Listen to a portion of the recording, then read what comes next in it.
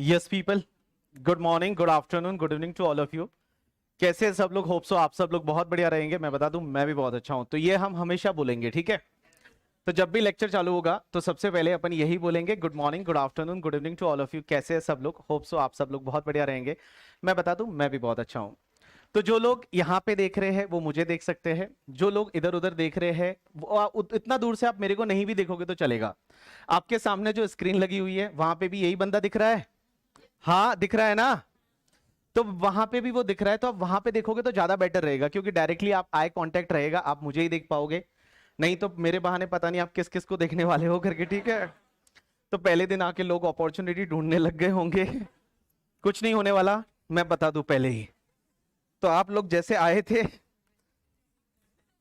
Last तक वैसे ही रहने वाले हो उस टर्म्स में। बाकी टर्म्स में, नॉलेज के टर्म्स में आपको बहुत सारा नॉलेज मिलने वाला है, बहुत सारी चीजें आप सीखने वाले हो। तो हम बेटा जो पढ़ने वाले हैं सब्जेक्ट, उसके बारे में मैं थोड़ा आज बता दूं। आज अपना इंट्रोडक्टरी लेक्चर है, जिसमें कोई भी ऐसी चीज नहीं है कि भाई आपके पास बुक नहीं है तो मिस हो जाएगी समथिंग, वैसा नहीं होने वाला। आराम से जो जो मैं पढ़ा रहा हूं वो सुनते जाना। आपको क्या करना है, कौन सी बुक लानी है, तो कल से आप एक नोटबुक लेके आएंगे बहुत अच्छी वाली, जो कम से कम 350-400 पेज की होनी चाहिए। और 350-400 पेज की नोटबुक अब नहीं है तो आप देखने की जरूरत नहीं, मेरी नोटबुक कितने पेज की है नहीं देखना है आपको, ठीक है? अच्छी वाली नोटबुक क्लासमेट की ला सकते हो तो वो वाली, नहीं तो कोई भी नोटबुक चलेगी, लेकिन अच्छी होनी चाहिए। और उसके पास साथ में आपके पास 2-3 कलर की पेन होनी चाहिए। एक आप ब्लैक कलर की साथ में रखोगे, ब्लू कलर की साथ में रखोगे, रेड कलर की साथ में रखोगे, और ग्रीन कलर की आप साथ में रखोगे। ये पेन आपके पास में होनी चाहिए, और ये पेन आप हमेशा कंटिन्यू करोगे। अपन बहुत सारी चीजें क्लास में लिखने वाले हैं। जो आपकी जो नोटबुक रहेगी वो नोटबुक आपकी पूरी भर जाएगी, तो बिल्कुल भी टेंशन लेने की जरूरत नहीं कि हमारी नोटबुक खाली रह गई एंड ऑल। बिल्कुल नहीं रहने वाली, पूरी भर जाएगी, आप बिल्कुल टेंशन ना लीजिए।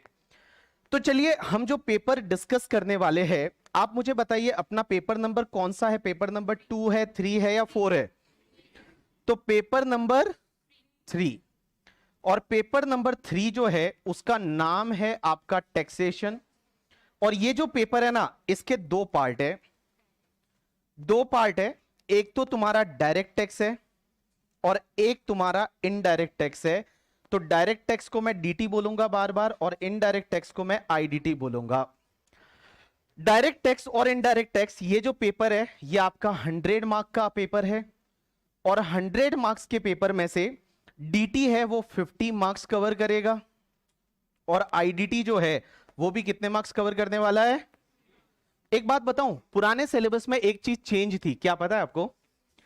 कि यहां पे जो डीटी हुआ करता था ना, वो पहले 60 मार्क का था, और ये जो था वो 40 मार्क्स का था।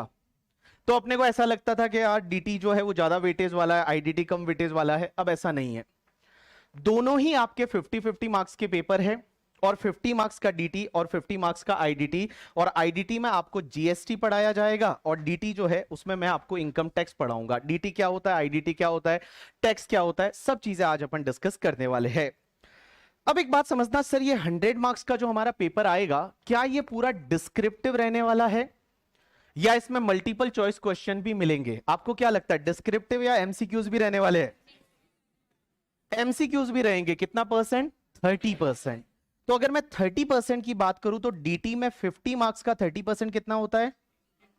तो 15 मार्क्स के आपके पास में एमसीक्यूज मिलने वाले हैं, मल्टीपल चॉइस क्वेश्चंस मिलने वाले हैं।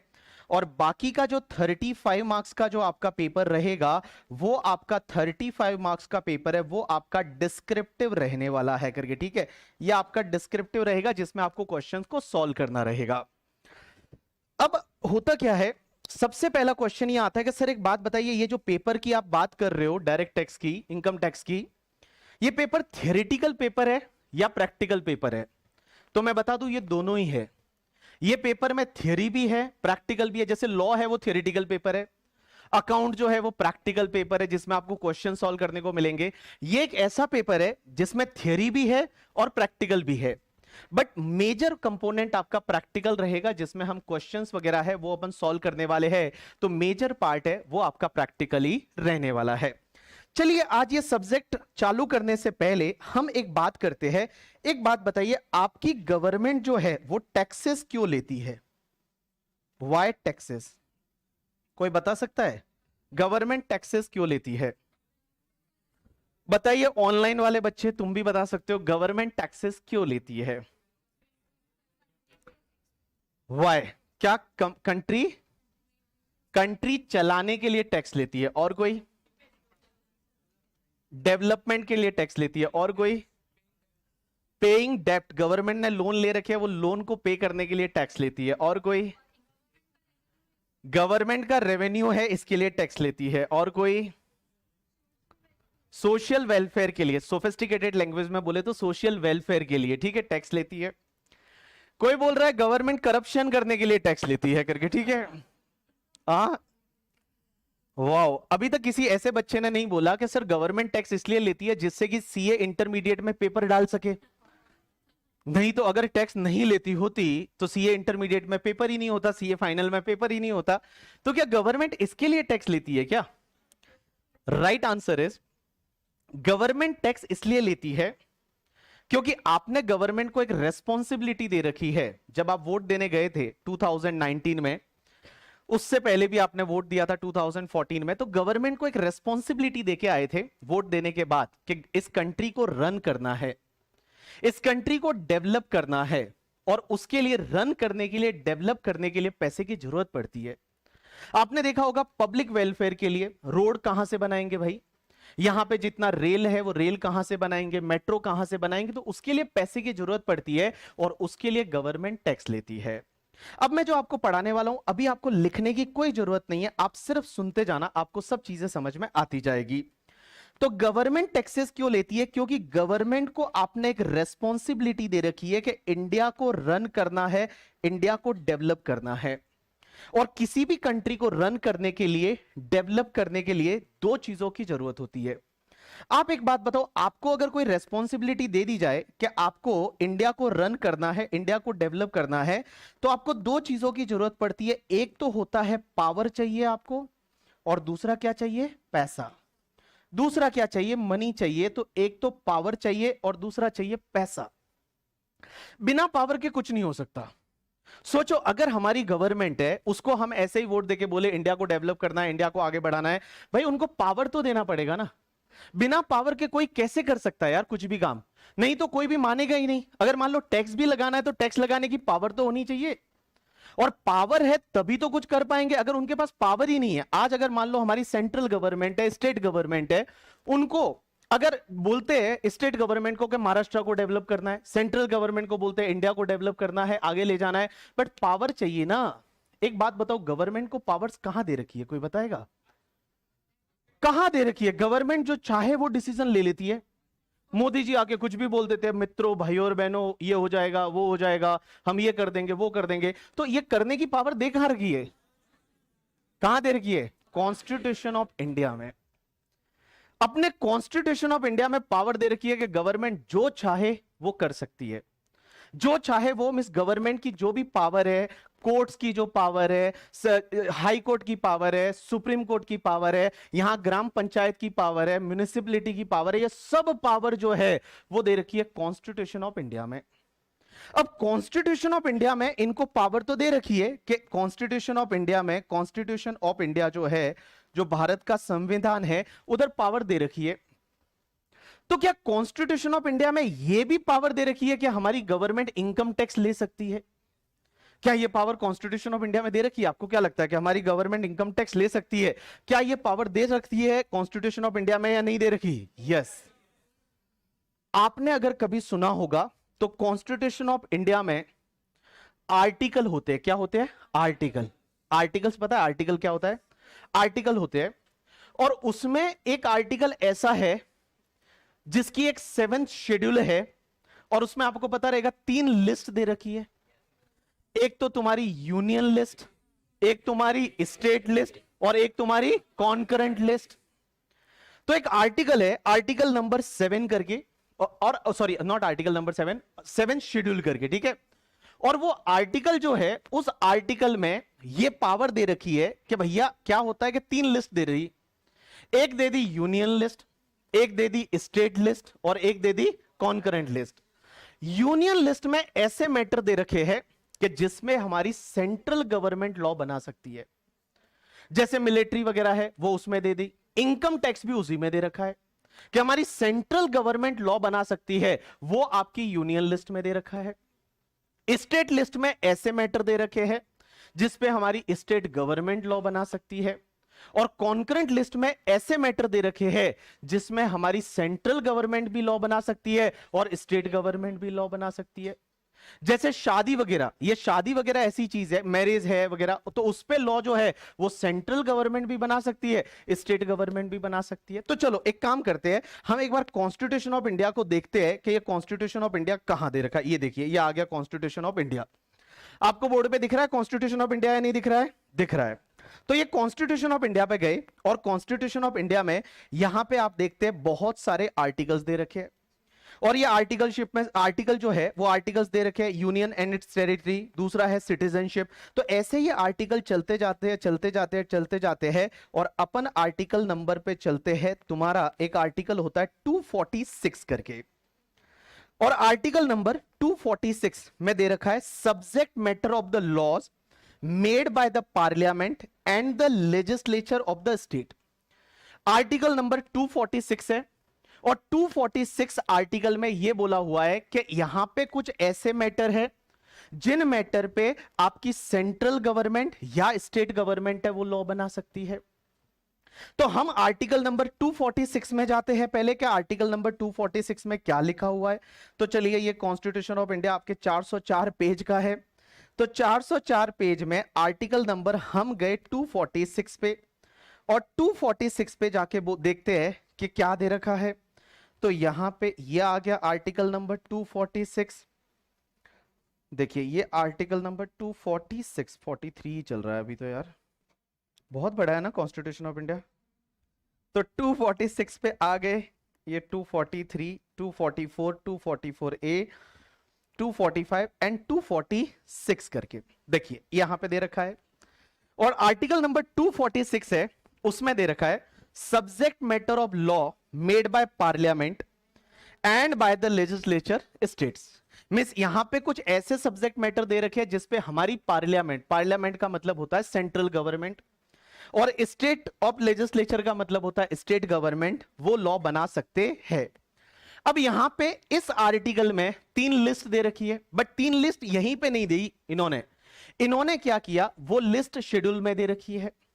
अब ये जो है ये आर्टिकल है, अब इस आर्टिकल का एक तुम्हारा 7th शेड्यूल है करके, तो मैं 7th शेड्यूल लास्ट में जाऊंगा। जैसे ही आपका ये कॉन्स्टिट्यूशन पूरा हो जाता है उसके बाद में यहां पे शेड्यूल चालू होते हैं। तो आप देखोगे कि इसका जो शेड्यूल नंबर है 7th शेड्यूल, तो 7th शेड्यूल पे अपन चलते हैं। कौन सा शेड्यूल अभी चल रहा है? ये 6th शेड्यूल चल रहा है। ये तुम्हारा 6th शेड्यूल हो गया, ये भी 6th शेड्यूल चल रहा है, ये भी 6th शेड्यूल है। उसके बाद में 6th, और ये आ गया आपका, कहां आया ये, बोला सही, ये आ गया आपका बोला 7th। ठीक है, तो ये तुम्हारा हो गया, अभी भी 6th चल रहा है, तो ये आ गया तुम्हारा 7th शेड्यूल। ये देखिए, ये आ गया 7th शेड्यूल आर्टिकल नंबर 246 का। और ये 7th शेड्यूल में देखिए 3 लिस्ट दे रखी है। सबसे पहली लिस्ट है उसको बोला जाता है यूनियन लिस्ट, और यूनियन लिस्ट में वैसे मैटर दे रखे हैं जिसपे हमारी सेंट्रल गवर्नमेंट है वो लॉ बना सकती है। जैसे डिफेंस को लेके सबसे पहला है डिफेंस ऑफ इंडिया को लेके, तो डिफेंस को लेके लॉ कौन बना सकती है? सेंट्रल गवर्नमेंट है।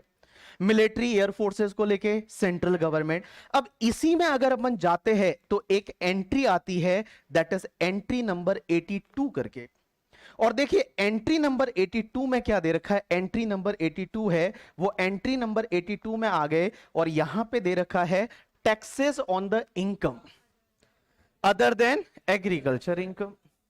तो हमारी सेंट्रल गवर्नमेंट है वो टैक्सेस ले सकती है हर इनकम पे, एग्रीकल्चर इनकम को छोड़ के।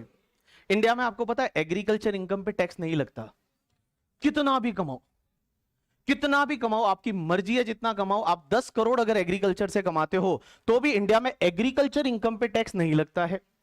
आपको क्या लगता है एग्रीकल्चर इनकम पे टैक्स लगना चाहिए या नहीं लगना चाहिए? हाँ, आपको क्या लगता है कि एग्रीकल्चर इनकम पे टैक्स लगना चाहिए? लगता नहीं है, सेंट्रल गवर्नमेंट नहीं ले सकती।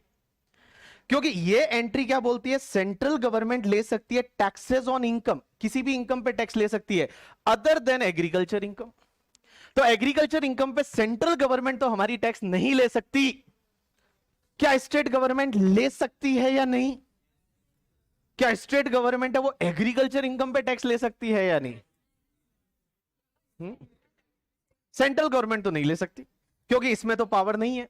इसमें पावर सेंट्रल गवर्नमेंट को दे रखा है taxes on income other than agriculture income. क्या स्टेट गवर्नमेंट ले सकती है या नहीं? तो एक काम करते हैं ना, इसके नीचे ही रहेगी state list, that is the constitution of India की। तो ये 7 शेड्यूल की ये आ गई स्टेट लिस्ट। स्टेट लिस्ट में स्टेट गवर्नमेंट इन इन चीजों पे लॉ बना सकती है। सबसे पहला पब्लिक ऑर्डर, जैसे पुलिस वगैरह होती है, 2 में दे रखा है पुलिस है, तो जो पुलिस है वो महाराष्ट्र पुलिस में आती है, तो महाराष्ट्र गवर्नमेंट उस पर लॉ बनाती है। इसमें जाके अगर अपन देखते हैं आगे आगे आगे आगे आगे, तो एक एंट्री हमको यहां पे मिल जाती है, और एक एंट्री हमको मिलती है यहां पे, that is the entry number 46 करके। देखो क्या लिखा हुआ है, टैक्सेस ऑन एग्रीकल्चर इनकम। तो एग्रीकल्चर इनकम अगर आप कमाओगे तो एग्रीकल्चर इनकम पे टैक्स लेने का राइट किसके पास है, सेंट्रल गवर्नमेंट या स्टेट गवर्नमेंट? बट क्या आज की डेट में कोई भी स्टेट गवर्नमेंट है वो एग्रीकल्चर इनकम पे टैक्स लेती है क्या? नहीं, एग्रीकल्चर इनकम पे टैक्स नहीं लगता। आपका क्या व्यू है, अगर आप कल उठ के फाइनेंस मिनिस्टर बन जाओ या प्रधानमंत्री बन जाओ करके, ठीक है, तो आपको क्या लगता है, क्या एग्रीकल्चर इनकम पे टैक्स लेना चाहिए या नहीं लेना चाहिए? जितने लोग ऑनलाइन मुझे आप देख रहे हैं, आज मैं आपके डाउट नहीं देख पा रहा हूं क्योंकि मेरे पास में वो नहीं है डाउट वाला। कल से मैं आपके डाउट भी लूंगा, तो डोंट वरी अबाउट दैट। ऐसा एकदम अपने आप को से अलग सा फील ना करे। जो ऑनलाइन वाले हैं, आप भी यहीं पे हो, आपके भी डाउट कल से मेरे सामने आएंगे तो मुझे पता चलेगा कि आप क्या आंसर कर रहे हो। So don't worry about that, okay. तो एग्रीकल्चर इनकम पे टैक्स, कितने लोगों को लगता है कि एग्रीकल्चर इनकम पे टैक्स नहीं लगना चाहिए? Raise your hand. नहीं लगना चाहिए, चलो वेरी गुड। कितने लोगों को लगता है एग्रीकल्चर इनकम पे टैक्स लगना चाहिए? चलो, तो कुल मिला के यहां पे 80% लोग तो ये बोलते हैं कि एग्रीकल्चर इनकम पे टैक्स नहीं लगना चाहिए, बिल्कुल भी नहीं लगना चाहिए, क्यों ही एग्रीकल्चर इनकम पे टैक्स लो। लेकिन 20% लोग बोलते हैं क्यों नहीं लगना चाहिए, लगना चाहिए। चलो, तो 80% लोग ये बोल रहे थे कि एग्रीकल्चर इनकम पे टैक्स नहीं लगना चाहिए, क्यों नहीं लगना चाहिए? हाँ, रीजन या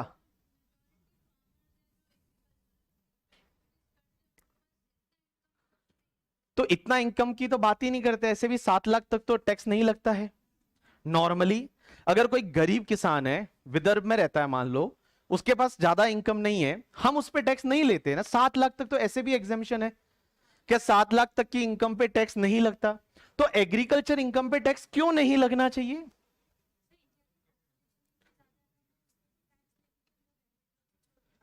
अच्छा, ये बोल रहे हैं कि इंडिया की पॉपुलेशन इतनी ज्यादा है कि अगर अपन एग्रीकल्चर इनकम पे भी टैक्स लेने लग गए तो लोग एग्रीकल्चर छोड़ के कुछ और करेंगे। बढ़िया, तो इनकम पे टैक्स लग रहा है ना, तो कुछ और करेंगे तो वहां पे भी तो टैक्स लगेगा। अच्छा, मतलब एग्रीकल्चर को प्रमोट करने के लिए कुछ लोग बोल रहे हैं कि एग्रीकल्चर को गवर्नमेंट प्रमोट करना चाहती है, इसलिए बोलती है एग्रीकल्चर इनकम पे टैक्स नहीं लगेगा। या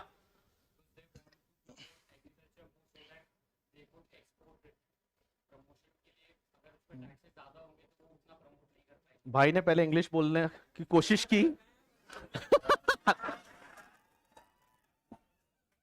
भाई ने पहले इंग्लिश बोलने की कोशिश की कि actually government want to promote the export, and that's why they are saying that there is no tax on the agriculture, so they can produce more and more agriculture product and we can export, so we can get the foreign currency and all. Yeah, that is your essence. Yeah, okay, कोई बात नहीं। क्या होता है, पहली पहली class में लोग आते हैं तो ऐसा चाहते हैं ना कि हम एकदम लाइमलाइट में आ जाए सब हमारे पास में बात करने लग जाए कि यही है मेरे सपनों का राजकुमार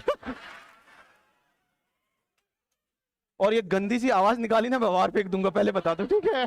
पहले बता दो, अगर किसी ने क्लास में कोई गंदी सी आवाज निकाली करके, मैं बाहर फेंक दूंगा, पहले बता दो। हाँ, चलो, तो लोगों ने बोला कि एग्रीकल्चर इनकम पे टैक्स नहीं लगना चाहिए क्योंकि गवर्नमेंट इसको प्रमोट करना चाहती है। अगर मेरी बात करो, मेरा जो मानना है वो ये है कि एग्रीकल्चर इनकम पे टैक्स लगना चाहिए आफ्टर सर्टेन लिमिट।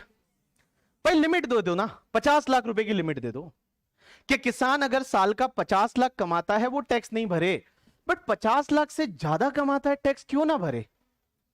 आप देखोगे बहुत सारी स्टेट ऐसी है, पंजाब है, हरियाणा है, वहां पे किसान बहुत ज्यादा संपन्न है, साल का करोड़ों रुपए कमाता है करके, ठीक है। घर में मतलब बड़ी एक थार पड़ी है, एक फिर देखोगे तो एक वो फॉर्च्यूनर और पड़ी है, फिर जी वेगन और पड़ी है, ठीक है। इतनी गाड़ियां हैं, करोड़ों रुपए कमा रहे हैं एग्रीकल्चर प्रोड्यूस से, and they are not paying a single rupees of tax. लेकिन वही आप देखोगे बेचारा एक सैलरी एम्प्लॉय है, साल का 10 लाख कमाता है और वो टैक्स भरता है। तो मेरा मानना यह है, और अगर मैं फाइनेंस मिनिस्टर बना तो मैं पक्का एग्रीकल्चर इनकम पे टैक्स लगना चाहिए आफ्टर सर्टेन लिमिट। भाई 50 लाख की लिमिट दे दो कि 50 लाख तक आप कमाते हो टैक्स ना, तो गरीब किसान ऐसे भी उसमें नहीं आएगा। बट उसके ऊपर वाले पार्ट पे तो आप एटलीस्ट टैक्स लो। आज गवर्नमेंट टैक्स क्यों नहीं लेती एग्रीकल्चर इनकम पे? उसके पीछे के दो रीजन हो सकते हैं। एक तो पॉलिटिकल रीजन सबसे बड़ा, क्या आज अगर गवर्नमेंट ट्राई कर ले, मान लो कॉन्स्टिट्यूशन को चेंज करके, और ये एग्रीकल्चर इनकम को यहां से हटा के ऊपर वाले में डाल दे करके, ठीक है, क्या सेंट्रल गवर्नमेंट एग्रीकल्चर इनकम पे भी टैक्स ले सकती है, ऐसा अगर डाल दे, तो जैसे ही ऐसा डालेगी वैसे क्या होगा, ऑपोजिशन की पार्टी है वो प्रचार करेगी कि देखो किसानों को छोड़ दी, किसानों के लिए गलत कर रहे हैं, ये है, किसानों को टैक्स भरना पड़ रहा है, और इंडिया का मेजर पॉपुलेशन है वो किसान है। तो गवर्नमेंट गिर जाएगी, गवर्नमेंट को इलेक्शन में वोट नहीं मिलेंगे, गवर्नमेंट हार जाएगी करके, ठीक है। तो एक तो रीजन ये है। दूसरा रीजन ये भी है कि बहुत सारे पॉलिटिशियन की मेजर इनकम एग्रीकल्चर से है। आप देखोगे बहुत सारे पॉलिटिशियन की मेजर इनकम एग्रीकल्चर से, और ये लोग तो क्या करते हैं, जानबूझ के करते हैं, एग्रीकल्चर बताते हैं। अभी आपने देखा होगा अमिताभ बच्चन की बेटा कौन है, अभिषेक बच्चन, उसकी बेटी भी अब फार्मर बन गई है। अभिषेक बच्चन की जो बेटी है उसने भी एक एग्रीकल्चर लैंड खरीदा है और अपने आप को फार्मर बताया, और उसकी जो इनकम होगी उससे वो भी क्या हुआ, शाहरुख खान भी फार्मर है। हाँ, तो कुल मिला के बड़ा नॉलेज है इनको, कौन कौन फार्मर है, कौन क्या है करके, ठीक है। तो इससे क्या होता है ना, एक मैं बताऊं आपको, एक इंटरेस्टिंग केस बताता हूं। इससे क्या होता है ना, मार्केट में ब्लैक एंड व्हाइट करने का एक बढ़िया तरीका है एग्रीकल्चर इनकम। कैसे करते हैं मैं बताता हूं, बड़ा सिंपल है, आपको समझ में आएगा आराम से। कि जैसे मैं हूं, मेरे नाम पे मैंने राजस्थान में एक जमीन ले रखी है 50 बीघा। बीघा समझते हो ना, बीघा हर स्टेट में अलग अलग होता है, but bigha is normally one measurement. जैसे एकड़ होता है, एकड़ बहुत बड़ा होता है, बीघा बहुत छोटा होता है। मैंने राजस्थान में 50 बीघा जमीन ले रखी है। अब मुझे क्या करना है कि मेरे पास में मान लो कैश का पैसा आता है, ब्लैक आता है। For an example, student fees पे करते हो ब्लैक में करते, एग्जाम्पल ले रहा हूं जस्ट, ऐसा होता नहीं है, ठीक है। कि मान लो स्टूडेंट ने जो मुझे फीस पे किया वो कैश में किया। अब जो कैश में स्टूडेंट से फीस आया, अब मैं अगर इसको बैंक में जमा कराऊंगा तो वो व्हाइट का हो गया और मुझे टैक्स भरना पड़ेगा। और इंडिया में टैक्स रेट है ना 30% है। और 30 नहीं, अगर मान लो किसी की इनकम 5 करोड़ से ज्यादा है तो टैक्स रेट 43% है। कितना? 43%। एक बार सोच के देखो कि आप लाख रुपया कमा रहे हो, उसमें से 43,000 मोदी जी को दे रहे हो। मतलब आप 12 महीने में से, एक अभी अश्नीर ग्रोवर का वीडियो आया था, आपने देखा होगा, कि 12 महीने में से 5 महीना काम तो आप मोदी जी के लिए कर रहे हो। भाई 12 महीने अगर आप जॉब करते हो तो 12 महीने में से 5 महीने जॉब आप मोदी जी के लिए कर रहे हो करके, ठीक है। तो बड़ा हर्ट करता है ना, दिल में दुखता है 43% टैक्स। तो मैंने क्या सोचा कि कैश आया है, मैं इसको बैंक में जमा कराऊंगा तो क्या होगा, ये पैसा जो है वो व्हाइट बन गया और वहां पे टैक्स भरना पड़ेगा। मैं दिमाग लगाता हूं, मेरी एग्रीकल्चर लैंड है, मैं क्या करता हूं, किसी से वहां पे जो मंडी होती है ना, एग्रीकल्चर मंडी समझते हो, farm produce mandi, APMC and all, agriculture produce market committee, mandis.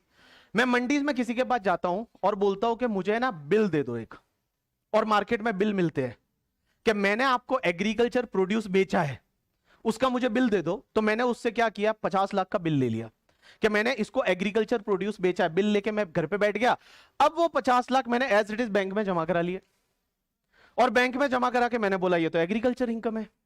कल उठ के इनकम टैक्स वाले पूछेंगे कैसे एग्रीकल्चर इनकम हुई, तो मैंने कहा देखो मेरे पास एग्रीकल्चर लैंड है राजस्थान में 50 बीघा, उससे एग्रीकल्चर प्रोड्यूस हुआ था और मैंने बेचा। और एग्रीकल्चर प्रोड्यूस आप कैश में बेच सकते हो, कितना भी कैश ले सकते हो, कोई दिक्कत नहीं। और ये कैश आया था, मैंने बैंक में जमा करा दिया, व्हाइट हो गया, इनकम टैक्स रुपया भी नहीं लगा, इनकम टैक्स 1 रुपया भी नहीं लगा। और ऐसा करके लोग जो है वो ब्लैक एंड व्हाइट करते हैं। जितने नेता लोग हैं आप देखोगे, जितने नेता लोग महाराष्ट्र के, विदर्भ के, सबके पास में बड़े बड़े एग्रीकल्चर लैंड है, और वो यही करते हैं, बिल लेते हैं और बिल का जो पैसा है वो बैंक में जमा कराते, वाइट हो गया पैसा, 1 रुपए का टैक्स नहीं भरा, क्योंकि एग्रीकल्चर इनकम पे टैक्स लगता ही नहीं। लेकिन मैं बताऊं, आजकल इनकम टैक्स वाले भी बहुत होशियार हो गए हैं। एक केस आया, सीए फाइनल में हम डिस्कस करते हैं, बट मैं आपको बताऊं हुआ क्या उस केस में, कि एक बंदे ने ऐसे ही अपने इनकम टैक्स रिटर्न में 50 लाख बता दिया कि एग्रीकल्चर प्रोड्यूस बेचा था, उसका ये रहा बिल और ये रहा 50 बैंक में जमा कराया, 1 रुपया टैक्स नहीं भरा। इनकम टैक्स ऑफिसर ने उसको बुलाया और पूछा कि बता तूने तेरे खेत में क्या बोया था, पहले तो ये बता। उसने बताया कि मैंने इस खेत में मान लो गेहूं या जीरा या बाजरा या कपास या जो भी था, उसने बताया कि ये मैंने बोया था। बोला कौन से महीने से कौन से महीने के बीच में बोया था, बता मुझे। उसने बताया वो भी कि इस महीने से लेके इस महीने के बीच में मैंने जो है वो एग्रीकल्चर वहां ग्रो किया था मेरे खेत में। इनकम टैक्स डिपार्टमेंट ने उस खेत की सैटेलाइट की फोटोज मंगाई, सैटेलाइट से फोटो मंगाई गूगल से, और बोला कि इस महीने से इस महीने तक आप हमको उस खेत की फोटो लाके दे दो। और पता चला जब वो खेत की फोटो आई तो उस खेत में कोई भी नहीं बोया था, कोई एग्रीकल्चर हुआ ही नहीं था। और आजकल इनकम टैक्स वाले ऐसे भी पकड़ सकते हैं, बहुत होशियार हो गए हैं, टेक्नोलॉजी उनके पास भी है करके, ठीक है। तो उस टेक्नोलॉजी को यूज करके वो भी ऐसा कर सकते हैं। तो आप ऐसा ना करें, या आपके मान लो घर में अगर ऐसा है कि आप लगता है कि कैश पड़ा है और वाइट करना है तो एग्रीकल्चर इनकम बता दो, ज्यादा मत बताना, थोड़ा बहुत बता दोगे तो चल जाएगा करके, ठीक है। बट अगर ज्यादा बताया तो ऐसे आपको पकड़े भी जा सकते हो, ऐसा हो सकता है, ऐसे ऐसे मार्केट में केसेस आए हैं। तो अपन बात कर रहे थे कि पावर होना चाहिए, कुछ भी अगर इंडिया को रन करना है, डेवलप करना है, दो चीजों की जरूरत पड़ती है, पावर और एक पैसा। पावर गवर्नमेंट को कहां से दे रखा है, constitution of India. Constitution of India में इनकम टैक्स लेने का पावर किसके पास है, सेंट्रल गवर्नमेंट या स्टेट गवर्नमेंट, दोनों के पास है। सेंट्रल गवर्नमेंट इनकम टैक्स ले सकती है इनकम पे, कोई भी इनकम पे अदर देन, और स्टेट गवर्नमेंट इनकम टैक्स ले सकती है किस पे, एग्रीकल्चर इनकम पे। तो एग्रीकल्चर इनकम पे स्टेट गवर्नमेंट ले सकती है, बाकी जितनी भी इनकम है उस पे सेंट्रल गवर्नमेंट है वो इनकम टैक्स ले सकती है। ये कहां दे रखा है, कॉन्स्टिट्यूशन ऑफ इंडिया में। तो आप कैसे याद रखोगे, सेंट्रल गवर्नमेंट है वो इनकम टैक्स ले सकती है, ये दे रखा है इन द एंट्री नंबर 82। क्या बोलोगे, entry number 82, entry number 82 of the 7th schedule. Entry number 82, ये देखिए एंट्री नंबर 82 जो था, और एंट्री नंबर 82 में ऐसा दे रखा है इन द 7th शेड्यूल, ये एंट्री नंबर 82 है, और ये 82 दे रखा है taxes on income other than agriculture income. Entry number 82 of the 7th schedule, ये 7th शेड्यूल में दे रखा है, 7th शेड्यूल में दे रखा है। और 7th शेड्यूल किसका, दैट इज आर्टिकल 246 का। तो कॉन्स्टिट्यूशन के जैसे टॉपिक होते हैं ना, अपने जैसे एक सब्जेक्ट होता है उसमें टॉपिक होते हैं कि टॉपिक 1 2 3 4, तो कॉन्स्टिट्यूशन को आर्टिकल में डिवाइड कर रखा है। क्या आर्टिकल 1 2 3 4, तो उस आर्टिकल नंबर 246 है, 246 आर्टिकल का एक 7th शेड्यूल है। 7th शेड्यूल में 3 लिस्ट दे रखी है, एक यूनियन लिस्ट, एक स्टेट लिस्ट और एक कॉन्करेंट लिस्ट।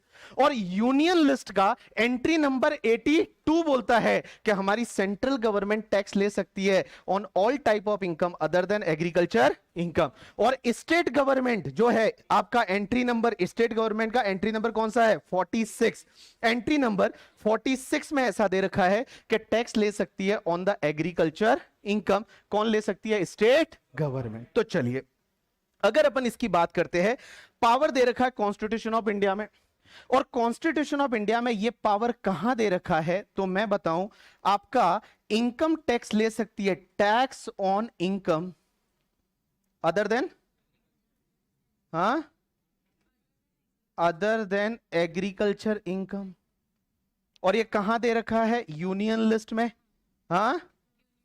यूनियन लिस्ट का entry number 82 of the 7th schedule, 7th schedule of article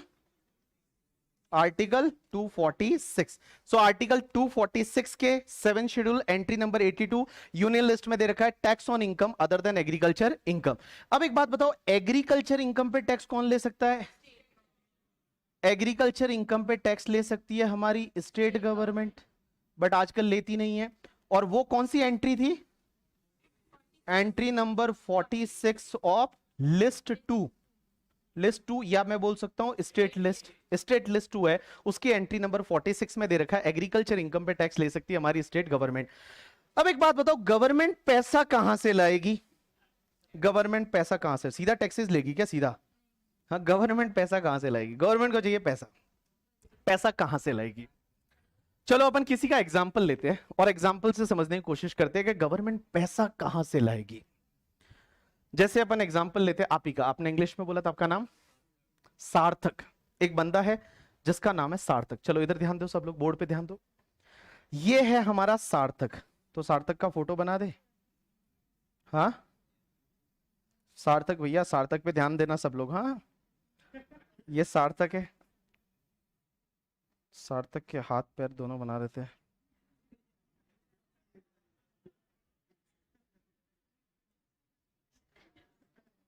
mister सार्थक, ऑनलाइन वालों ये सार्थक है, ठीक है? जो जो ऑनलाइन पे देख रहे हो ये सार्थक है। सार्थक आपको बहुत अच्छा बच्चा लग रहा है। अब मान लो एक एग्जांपल लेते हैं, सार्थक और गवर्नमेंट में कोई फर्क नहीं है। आप अपने सामने जो स्क्रीन लगी हुई है वहां देखो, सार्थक और गवर्नमेंट में कोई फर्क नहीं है। सार्थक की एक महिला मित्र है। कौन है? सार्थक की एक महिला मित्र है। महिला मित्र को आप लोग ऐसा गर्लफ्रेंड बोलते हो करके, ठीक है?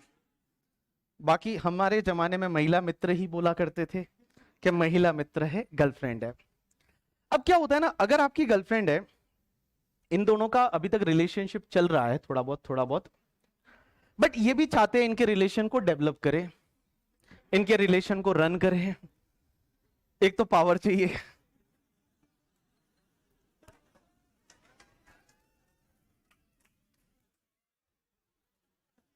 सॉरी मैं मेरे शब्दों को वापस लेता हूं, ठीक है?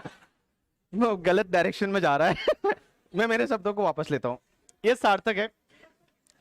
सार्थक मान लो सीए इंटरमीडिएट क्लियर कर चुका है, ठीक है? सीए इंटरमीडिएट दोनों ग्रुप क्लियर होने के बाद क्या होता है? आर्टिकलशिप कर रहा है कहीं पे, बहुत अच्छी फर्म से, बिग फोर से आर्टिकलशिप कर रहा है। मान लो मुंबई में, पुणे में, कहीं पे अच्छी जगह से आर्टिकलशिप कर रहा है। और जब ये आर्टिकलशिप कर रहा था तभी महिला मित्र का बर्थडे था। आजकल क्या होता है ना, बर्थडे में पता है आपको एक सरप्राइज करके नया फंडा चालू होता है। जो लोग इस जनरेशन के हैं, जिसको क्या बोलते हैं, जेन जी बोलते हैं आप लोगों को, जेन जी जनरेशन इज 2003 के बाद वाले, राइट? 2000 के बाद, ओह वेरी गुड। तो सार्थक 2000 के बाद गई है, हाँ। तो सब लोग जेन जी। आजकल इन बच्चों में क्या होता है पता है आपको? क्या इन बच्चों में एक कॉन्सेप्ट होता है सरप्राइज देना। जैसे किसी का बर्थडे महिला मित्र का, तो सुबह 7 बजे अलग सरप्राइज, एक गिफ्ट जाएगा, फिर 9 बजे वापस, फिर वापस 11-12 बजे, और दिन में ऐसे 5-6 टाइम पे अलग अलग गिफ्ट देते हैं। ऐसा कॉन्सेप्ट होता है। तो महिला मित्र का बर्थडे है, वो मान लो अगले महीने है, बट प्रिपरेशन उसकी 1 महीने पहले से चालू होती है, क्योंकि ऑब्वियसली यार स्पेशल है, महिला मित्र है, जिंदगी में एक ही गर्लफ्रेंड बनी है, वो भी छोड़ के चली गई, तो क्या करेगा बेचारा? तो इसने सोचा कि उसको कुछ सरप्राइज दिया जाए, अपने बर्थडे को बहुत अच्छे से उसको सेलिब्रेट किया जाए। तो एक बंदा सीए है, सीए इंटरमीडिएट क्लियर है बोथ ग्रुप, तो वो सोचेगा पहले बजट बनाएगा कि पैसा कितना चाहिए। तो इसने दिमाग लगाया, कैलकुलेटर लाया, और कैलकुलेटर में उसने देखा कि उस दिन क्या क्या करना है।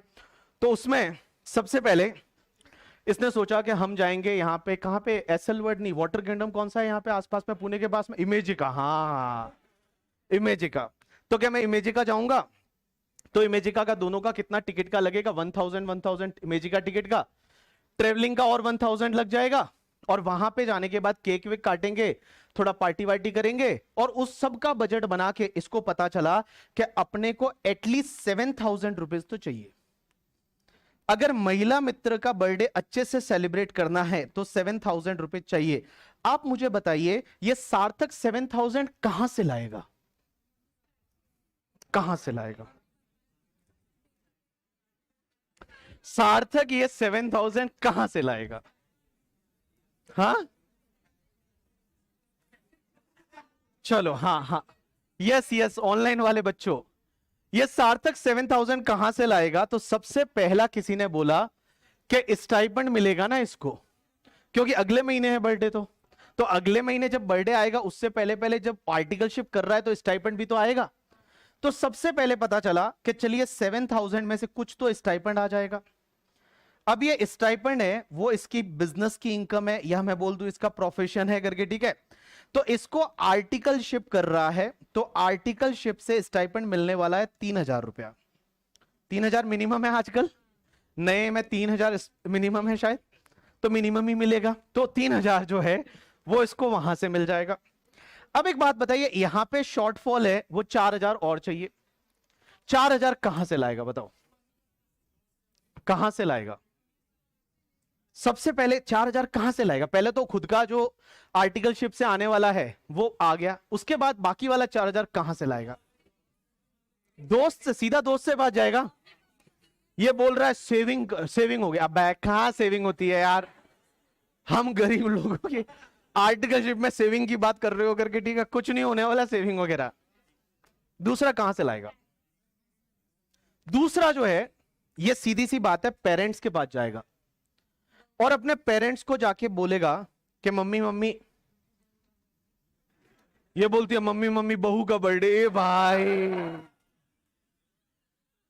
मम्मी मम्मी बहू का बर्थडे ऐसा बोल के जिंदा रहना, उस घर में रहना है या नहीं रहना, ठीक है, ऐसा नहीं बोला जाता। मम्मी को जाके बोला जाएगा, और मम्मी को मैं बताऊं ना, अपनी मम्मी बहुत प्यारी रहती है, उसको बोलने की जरूरत ही नहीं रहती। खाना खाना छोड़ दो ना 2 दिन, मम्मी जब बोलती है खाना खाना है, बोले नहीं नहीं खाना नहीं खाना, मेरे को भूख नहीं है, 2 बार बोल दो भूख नहीं है करके, ठीक है, मम्मी फिर बोल देगी भाई क्या चाहिए बता दे, सीधा ही। तो इसने बोला, सार्थक ने अपनी मम्मा को, कि मम्मा एक्चुअली मेरे फ्रेंड का बर्थडे है और मैं चाहता हूं उसको पार्टी देने का, तो मुझे उसके लिए कुछ पैसे चाहिए। तो मम्मी बोलती है बर्थडे उसका है तो वो पार्टी देगा।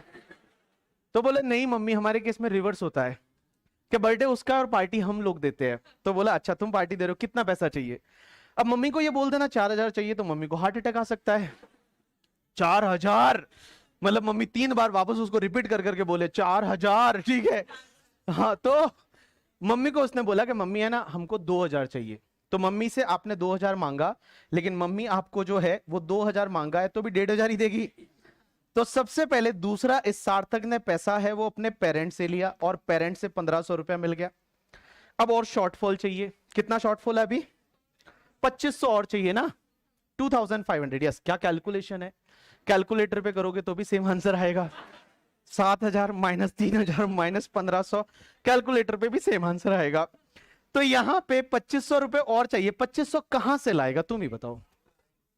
अब जाएगा फ्रेंड्स के पास। अब सार्थक जो है वो अपने फ्रेंड को जाके बोलेगा कि देख भाई भाभी का बर्थडे है, बड़ा नॉलेजेबल बंदा है इधर इसको पता है करके, ठीक है, कि यही बोलना पड़ता है कि देख भाई भाभी का बर्थडे, बोले कौन सी भाभी, ठीक है, तो ऐसा बोलना पड़ता है तेरी भाभी का बर्थडे है, ठीक है, तेरी भाभी का बर्थडे है, देख मेरा अगले महीने का स्टाइपेंड और जो आएगा मैं तुझे दे दूंगा, तू मुझे थोड़ा लोन दे दे। तो उससे लोन लिया 2,500 रुपए का लोन, मतलब ऐसे ही ले लिया कि थोड़ा इंटरेस्ट विंटरेस्ट देना है तो देना, नहीं तो कोई बात नहीं, बोलना हम मेरे को तो इंटरेस्ट है ही है ठीक है। तो 2,500 रुपए उससे ले लिया और ऐसा करके इनका रिलेशनशिप है वो डेवलप हुआ। हमारी गवर्नमेंट है ना, और गवर्नमेंट और सार्थक में कोई फर्क नहीं है। हमारी गवर्नमेंट भी वही करती है कि गवर्नमेंट को चाहिए पैसा, अब ये पैसा कहां से लाए करके, ठीक है। तो पैसा लाने के लिए गवर्नमेंट सबसे पहले क्या करती है, गवर्नमेंट के खुद के बिजनेसेस होते हैं। आपने सुना कि नहीं सुना गवर्नमेंट बिजनेस करती है? सुना ना? कौन कौन से बिजनेस है गवर्नमेंट के, एक आधा बताओ, एक आधा बताओ। ये बोलती है रेलवे स्टेशन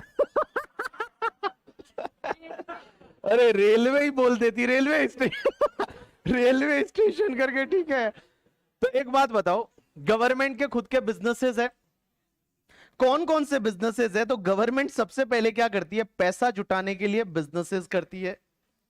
बिजनेसेस कौन कौन से है? तो जैसे एग्जांपल के लिए दीदी ने बोला रेलवे, रेलवे, मैं रेलवे स्टेशन नहीं लिखूंगा करके, ठीक है, रेलवे है, रेलवे से पैसा कमाती है गवर्नमेंट।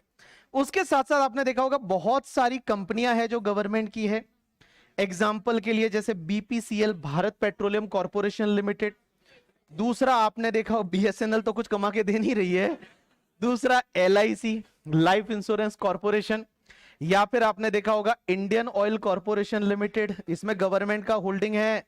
उसके साथ साथ आप देखोगे जैसे ओएनजीसी करके कंपनी है, ओएनजीसी, उसमें भी गवर्नमेंट का होल्डिंग है। तो ये बहुत सारी ऐसी कंपनियां हैं जिससे गवर्नमेंट बिजनेस करती है। पैसा जुटाती है, जोरदार पैसा कमाती है। तो गवर्नमेंट खुद के बिजनेसेस से पैसा कमाती है, लेकिन बिजनेसेस से इतना पैसा नहीं आता जिससे कि गवर्नमेंट की नीड पूरी हो जाए। तो उसके लिए, जैसे इसके केस में स्टाइपेंड इतना नहीं था जिससे कि उसकी नीड पूरी हो जाए, तो गवर्नमेंट की भी नीड पूरी नहीं हो रही है, तो गवर्नमेंट क्या करती है, अपने पेरेंट्स के पास जाती है और अपने पेरेंट्स से पैसे मांगती है। और गवर्नमेंट के लिए पेरेंट्स कौन हो? गवर्नमेंट को किसने बनाया है? आपने बनाया है, आपने, पीपल।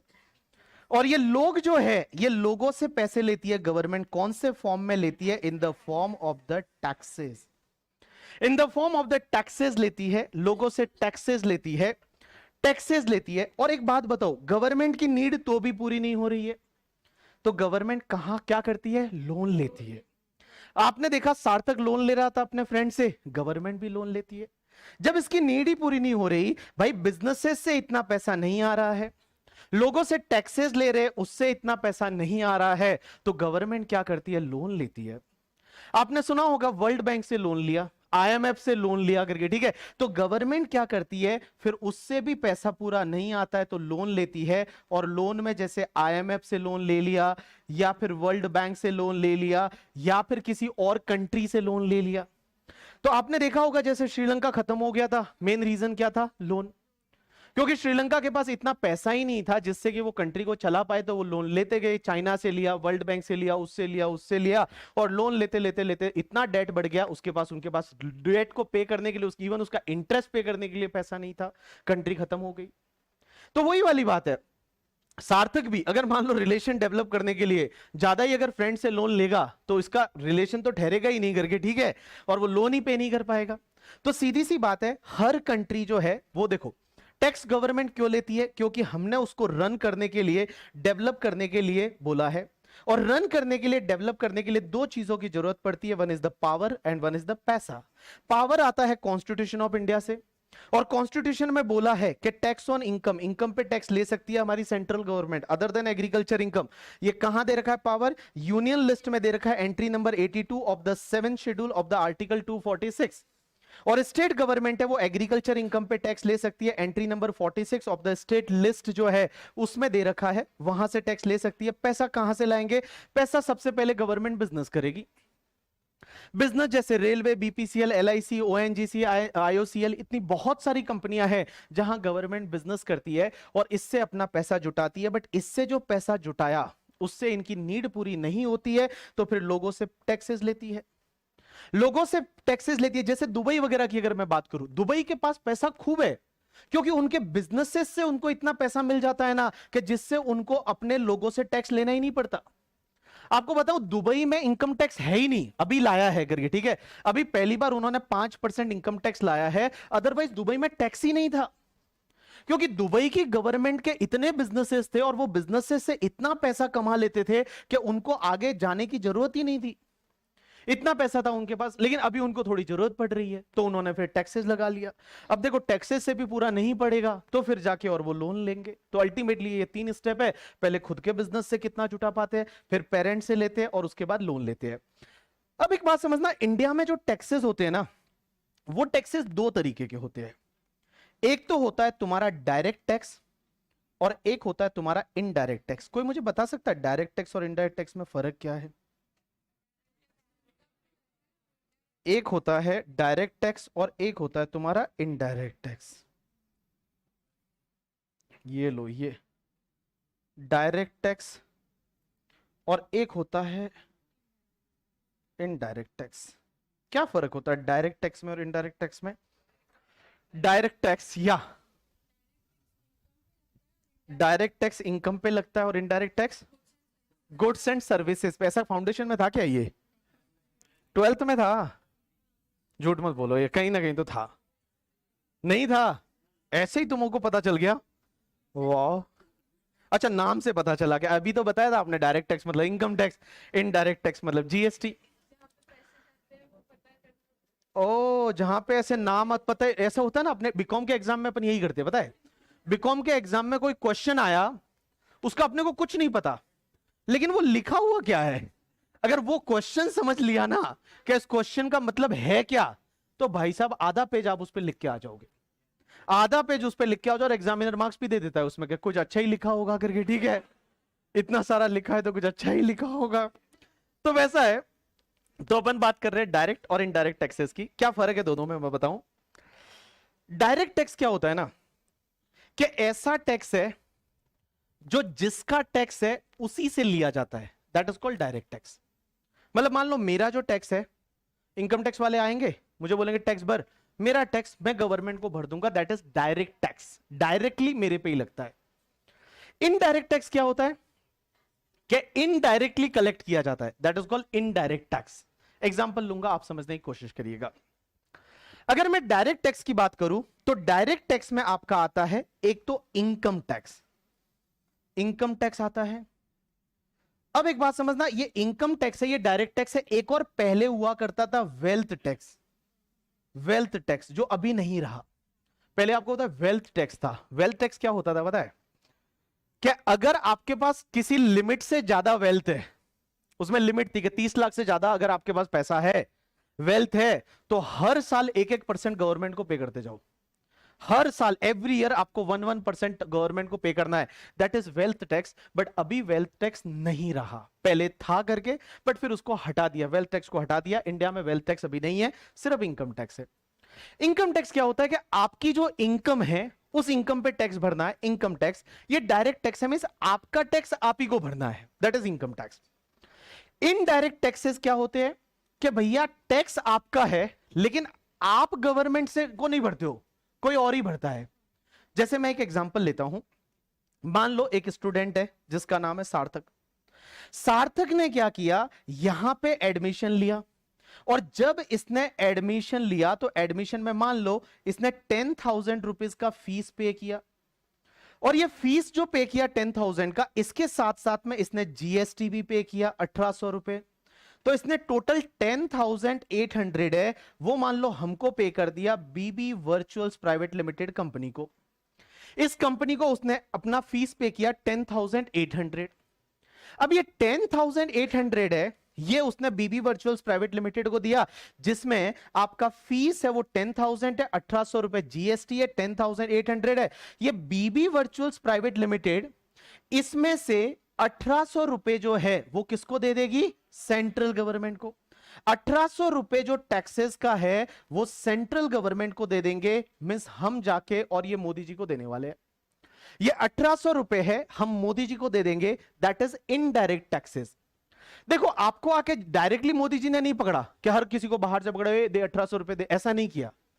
उन्होंने क्या बोला, बीबी वर्चुअल्स प्राइवेट लिमिटेड को बोला कि आप आगे वाले से जो भी फीस लोगे उसमें 1,800 रुपए जो है वो हमारा टैक्स है, वो लाके हमको दे दो, that is indirect taxes, means indirectly लग रहा है। अब एक बात समझो, इनडायरेक्ट टैक्स में क्या होता है, कि गवर्नमेंट को पे कर रही है वो बीबी वर्चुअल्स प्राइवेट लिमिटेड पे कर रही है, लेकिन वो अपना बर्डन आगे किसी पे शिफ्ट कर रही है, दैट इज स्टूडेंट पे।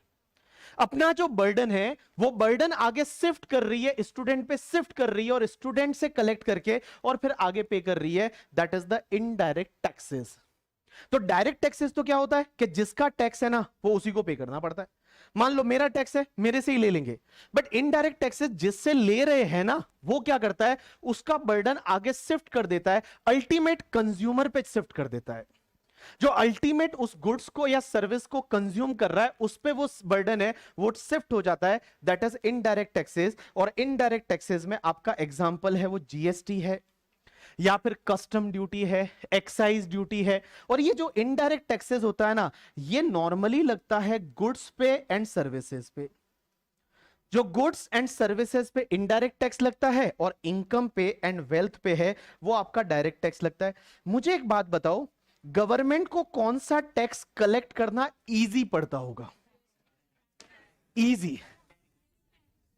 गवर्नमेंट को कौन सा टैक्स कलेक्ट करना इजी पड़ता होगा, गवर्नमेंट इजीली कलेक्ट कर लेती होगी, डायरेक्ट टैक्स या इनडायरेक्ट टैक्स? इजीली मतलब गवर्नमेंट है ना वो मस्ती मस्ती में कलेक्ट कर जाती है taxes, means government easily collect कर लेती है। डायरेक्ट टैक्स या इनडायरेक्ट टैक्स? चलो, कितने लोग बोलते हैं कि गवर्नमेंट को डायरेक्ट टैक्स कलेक्ट करना ज्यादा इजी है? Raise your hand. अरे हाथ ऊपर करना है भाई, भगवान ने हाथ दिया है अपने को, तो हाथ ऊपर भी करना है। यहां पे कुछ 5% एसएससी बोल रहे हैं, 5% जो लोग हैं वो बोल रहे हैं कि भाई डायरेक्ट टैक्स। कितने लोग बोलते हैं इनडायरेक्ट टैक्स इजी है? Raise your hand. Very good यार। 95% स्टूडेंट बोल रहे हैं कि इनडायरेक्ट टैक्स इजी है कलेक्ट करना। राइट आंसर इज गवर्नमेंट के लिए इनडायरेक्ट टैक्सेस कलेक्ट करना ज्यादा इजी है। क्यों? क्योंकि इनडायरेक्ट टैक्सेस है ना, वो लोगों के दिल पे दुखता नहीं है, दिल पे दुखता नहीं है। आप लोग समझो, आपने एडमिशन लिया, आपकी फीस है, आप है ना बिल्कुल भी ये नहीं बोलते हो कि 1800 मोदी जी को देके आए हैं, बिल्कुल नहीं बोलते हो आप। आपने 10,800 पे किया ना, 11,800 होगा ना, हाँ 11,800, तो 11,800 आपने मान लो पे किया, तो आपने 1800 है वो जीएसटी पे किया, बट तब भी आप क्या बोलोगे पता है? कि हमने तो बीबी सर को पे किया है। इनको तो क्या लगता है बीबी सर ही ले रहे हैं, यहां पे 11,800 मान लो जो फीस है वो मान लो बीबी सर ने ही ले ली है, ये तो आपने मोदी जी को, अरे तुमने 1800 मोदी जी को दिया है, बट तुमको दिल पे दुखता नहीं है, वो तुमको दिल पे ये दुखता है इनको दिया है करके, ठीक है? तो क्योंकि लोगों को पता ही नहीं चलता वो इनडायरेक्ट टैक्स पे कर रहे हैं, तो गवर्नमेंट के लिए कलेक्ट करना ज्यादा इजी है, क्योंकि लोगों को पता ही नहीं चल रहा कि लोग जो है वो इनडायरेक्ट, लोगों को पता ही नहीं चल रहा वो टैक्स भर रहे हैं। फॉर एन एग्जांपल, आप गए अपने मोबाइल में रिचार्ज कराने, तो जब आप रिचार्ज कराने गए, आपने आगे वाले को बोला 100 रुपए का रिचार्ज कर दो, उसने 100 रुपए का रिचार्ज कर दिया, उसमें आपने टैक्स भरा है, बट आपको पता ही नहीं आपने टैक्स भरा है, आपको पता ही नहीं आपने टैक्स भरा है। तो गवर्नमेंट के लिए ज्यादा इजी है ना, क्योंकि गवर्नमेंट है वो, गवर्नमेंट के लिए ज्यादा इजी है क्योंकि लोगों के दिल पे दुख नहीं रहा है, और जब दिल पे नहीं दुखता तो गवर्नमेंट के लिए ज्यादा इजी है, इजीली कलेक्ट कर जाती है। आप एयरलाइन में ट्रेवल करते हो, टिकट बुक कराई, 5,000 की टिकट थी, आपने बुक करा दी, आपको दिल पे दुखा ही नहीं करके आपको लगा कि ये तो पूरा एयरलाइंस वाले को ही दिया है, लोगों को पता ही नहीं चल रहा टैक्स भर रहे। नीचे जाके आपने 10 रुपए का चिप्स का पैकेट खरीदा, और चिप्स का, बालाजी चिप्स का एक पैकेट खरीदा, आप एक चिप्स आप खा रहे हो, एक आप उसको खिला रहे हो, ठीक है? अब आपने वो चिप्स जो खा रहे हो उसमें टैक्स भी भरा है, बट आपको पता ही नहीं चल रहा, आपको पता ही नहीं चल रहा आपने टैक्स भरा है। तो गवर्नमेंट के लिए ज्यादा इजी है कलेक्ट करना, गवर्नमेंट है वो ज्यादा इजीली कलेक्ट कर लेती है indirect taxes, but direct tax में है ना दिल पे दुखता है, सीधा दुखता है। अगर मुझे आके कोई बोले कि बाबू 100 रुपए कमा रहे हो, उसमें से आपको 30 रुपए गवर्नमेंट को भरना है, यहां दिल पे, आप ही सोचो यार, आप सोचो, आप एक बार समझ के देखो कि दिल पे दुखेगा कि नहीं दुखेगा। 100 रुपए आपने मेहनत की, पूरी मेहनत करके आपने 100 रुपए कमाए, ठीक है? उसके बाद 30 रुपए गवर्नमेंट को भरने पड़े, कभी अगर 43 रुपीज गवर्नमेंट को भरने पड़ गए, कितना दुखता है यार, सच में दिल में दर्द होता है। और मैं बताऊं, इस दिल में दर्द को कम करने के लिए गवर्नमेंट ने इनकम टैक्स में क्या क्या चीजें लाई हुई है पता है? आपने नाम सुना टीडीएस का? क्या होता है टीडीएस? ये तो फुल फॉर्म होती है, टीडीएस का full form tax deducted at source. ये क्या होता है पता तुमको? कि किसी की इनकम आती है ना, उस इनकम में से पहले ही कुछ पार्ट काट के और गवर्नमेंट को चला जाता है, दैट इज कॉल्ड टीडीएस। जैसे फॉर एन एग्जांपल, एक बंदा है मिस्टर राजा, एक बंदा है मिस्टर राजा। अब एक बात समझ, मिस्टर राजा में राजा ही हो गया करके, ठीक है? हाँ, मिस्टर राजा।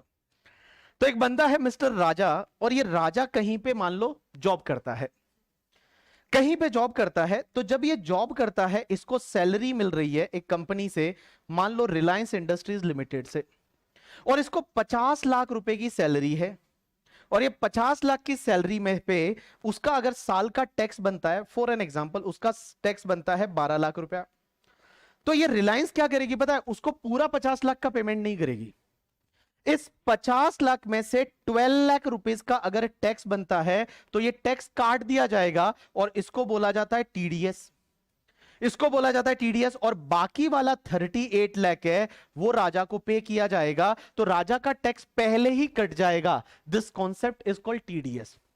और टीडीएस क्यों लाया पता है? क्योंकि क्या होता था ना, अगर आपके पास पूरा पैसा आ गया तो दो सिनेरियो हो सकते हैं, या तो आप पूरे पैसे से उड़ा दोगे पैसा, टैक्स भरने के लिए आपके पास पैसा ही नहीं बचेगा, या फिर पैसा बचा है लेकिन दिल में दर्द होगा, और जो दर्द है ना वो गजब होता है करके, ठीक है, आप फील कर सकते हो। मैं बताऊं, एक एग्जांपल लेते हैं, आप इसको कनेक्ट कर पाओगे। आज मैंने आपको बोला कि घर पे जाके और एक बुक लेके आना, नोटबुक अच्छी वाली करके, क्लासमेट की 70 रुपए की नोटबुक आती है, वो लेके आना। आप आज घर पे गए और अपनी मम्मी से बोला कि मम्मी मम्मी मुझे एक नोटबुक खरीदनी है, 70 रुपए चाहिए। तो मम्मी ने बोला ठीक है बेटा, मेरे पास 100 रुपए जो है वो ले जा, 70 रुपए छुट्टा नहीं है, 100 रुपए ले जा, नोटबुक लाके 30 रुपया मुझे वापस दे देना। मम्मी ने आपको 100 रुपए दे दिए। मम्मी ने उस दिन वापस आपसे 30 रुपए लेना भूल गई। 4 दिन के बाद मम्मी ने याद दिलाया कि बेटा वो 70 रुपए आपने मांगे थे, 30 रुपए वापस दे दो। अब वहां पे क्या सिचुएशन हो सकती है? दो सिचुएशन हो सकती है।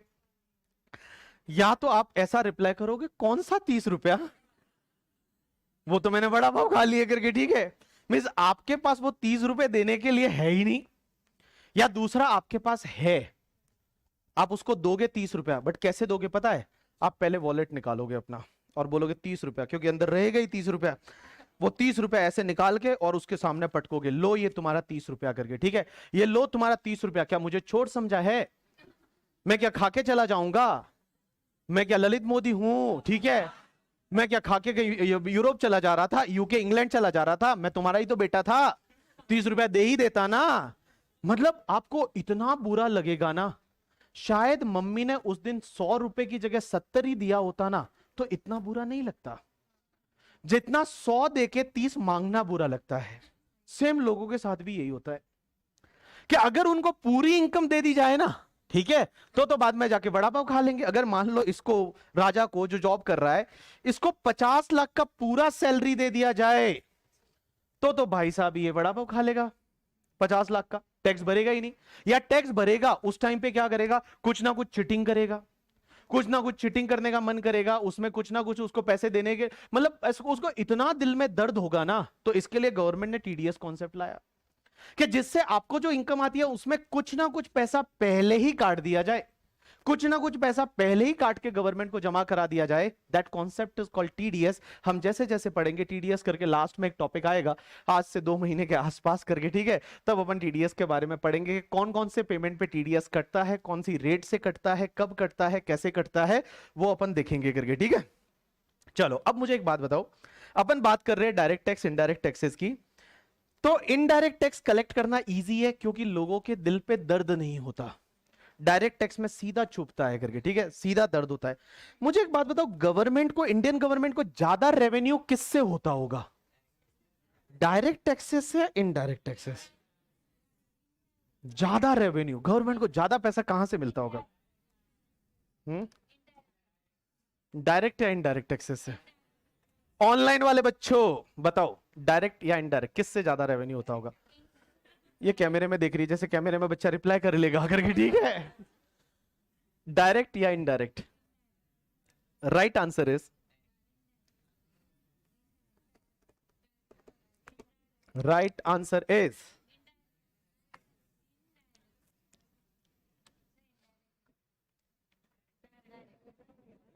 गवर्नमेंट को ज्यादा रेवेन्यू होता है और वहीं पे पता है सीरियल में ब्रेक आ जाता है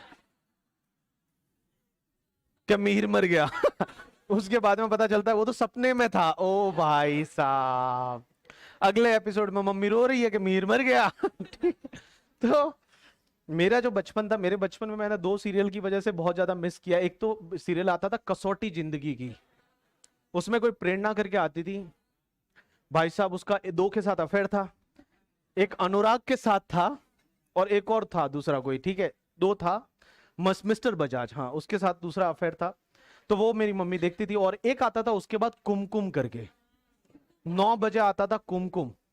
और कुमकुम के लाइफ में इतने दुख थे, इतने दर्द थे, मेरी मम्मी सच में रोने लग जाती थी। मैं बोलता था मम्मी वो एक्टिंग कर रही है, तो बोले नहीं देख कितने दुख है।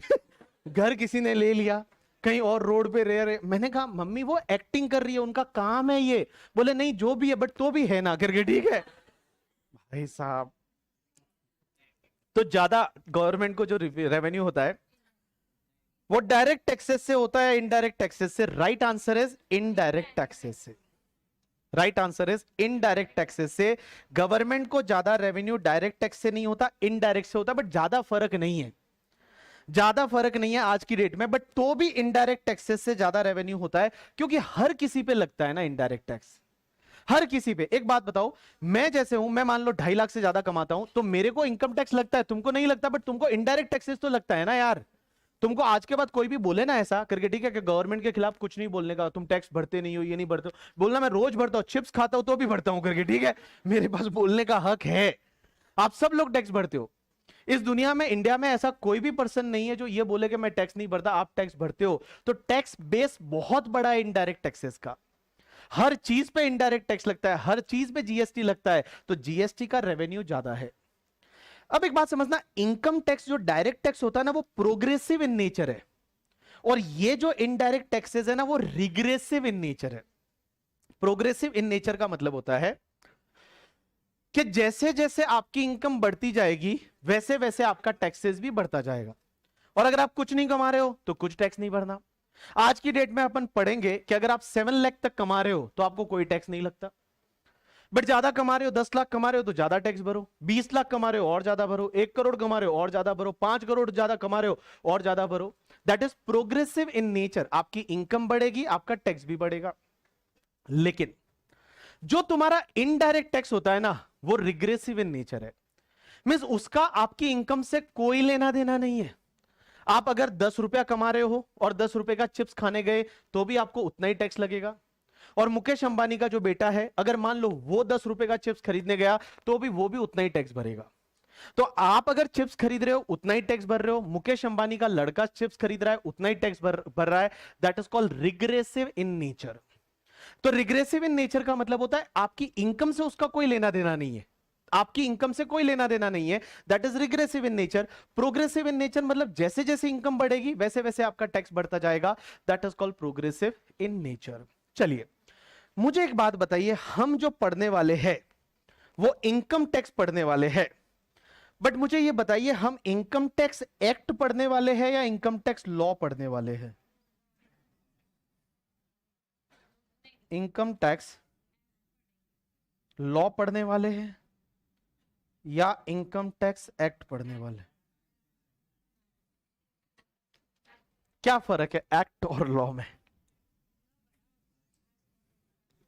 हम इनकम टैक्स लॉ पढ़ने वाले हैं या इनकम टैक्स एक्ट पढ़ने वाले हैं? क्या फर्क है एक्ट में और लॉ में? इनकम टैक्स एक्ट पढ़ने वाले हैं या लॉ पढ़ने वाले हैं? चलो आईसीआई का मॉड्यूल देख लेते हैं, क्या लिखा हुआ उसने, क्या इनकम टैक्स एक्ट पढ़ना है या लॉ पढ़ना है, तो पता तो चल जाए आज कि ये इंटरमीडिएट का मॉड्यूल आया, और इंटरमीडिएट के मॉड्यूल का नाम क्या है पता है तुमको? Taxation, section A, income tax. Law लिखा है एक्ट लिखा है? हाँ, तो यहां तो लॉ लिखा है।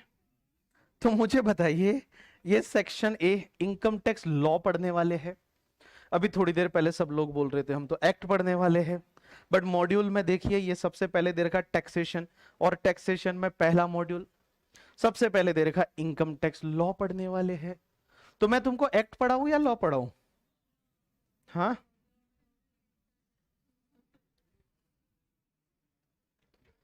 बताओ अभी क्या फर्क है लॉ में और एक्ट में? कि सर ये एक्ट है और ये लॉ है, क्योंकि आपको पढ़ना तो लॉ है, आपको जो पढ़ना है वो पढ़ना तो लॉ है। तो बताओ मुझे कौन बताएगा? इधर से ओ भैया, ओ बाबू लोगो बताओ गुड मॉर्निंग। अब सब देखेंगे पता नहीं किसको बोला गुड मॉर्निंग, ये सबसे खराब आदत रहती है पता है, किसी को नहीं बोला तो भी सब देखेंगे अरे कौन है क्या है। मतलब लोगों को बड़ी पंचायती रहती है दूसरों की लाइफ में, नहीं रखने का आपको पंचायती दूसरों की लाइफ में, ठीक है, आपको अपनी लाइफ पे ध्यान देने का। और एक सबसे बुरा कब लगता है पता है? कि अगर आप किसी बेंच पे कॉर्नर पे बैठे हो और कोई आके बच्चा बोलता है अंदर जा, जो फील है ना उसमें कि भाई साहब एक तो अपन पहले से अंदर बैठे, मतलब बाहर बैठे, क्योंकि सबसे ज्यादा अच्छा लगता है जब आप कॉर्नर सीट पे बैठे हो, क्योंकि आप एक पैर बाहर भी रख सकते हो, ठीक है, आप एक पैर बाहर भी रख सकते हो, कभी भी उठ के जा सकते हो करके, ठीक है, और कोई आगे बोले अंदर जा, तो बहुत बुरा लगता है। तो मुझे बताओ लॉ और एक्ट में क्या फर्क है? कौन बताने वाला है कि लॉ और एक्ट में क्या फर्क है? सर ये लॉ है और ये एक्ट है, बताओ बाबू बताओ। चलो हाँ भैया हाथ ऊपर किया है, बताओ मुझे। ऑनलाइन वालों डोंट वरी, मैं आपको रिपीट करके सुनाऊंगा कि दीदी ने क्या बोला। हाँ,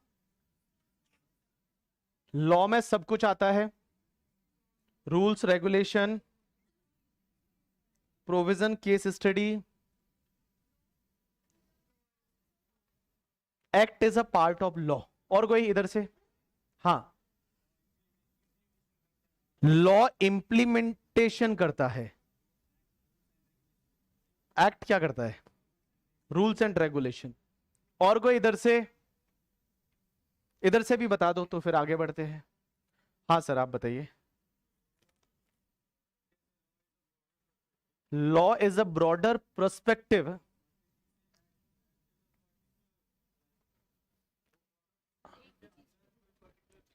अच्छा, ब्रॉडर पर्सपेक्टिव के अंदर कोई पर्टिकुलर चीज होगा, दैट इज अ एक्ट। या सो यहां से एक चीज तो कंक्लूजन में कुछ निकलता है जो 3-4 लोगों ने आंसर किया। अभी बता रहे हो क्या? Different acts form law. Very good, बंदे ने इंग्लिश में बोला देखो। Different acts form law, but बड़ा वाहियत बोला। चलो यस ऑनलाइन वालों तुम भी लिखो, एक्ट एंड लॉ में फर्क क्या है? चलिए हाँ उधर से लास्ट वाला बस, उसके बाद बताते हैं। Sorry, law is set of act.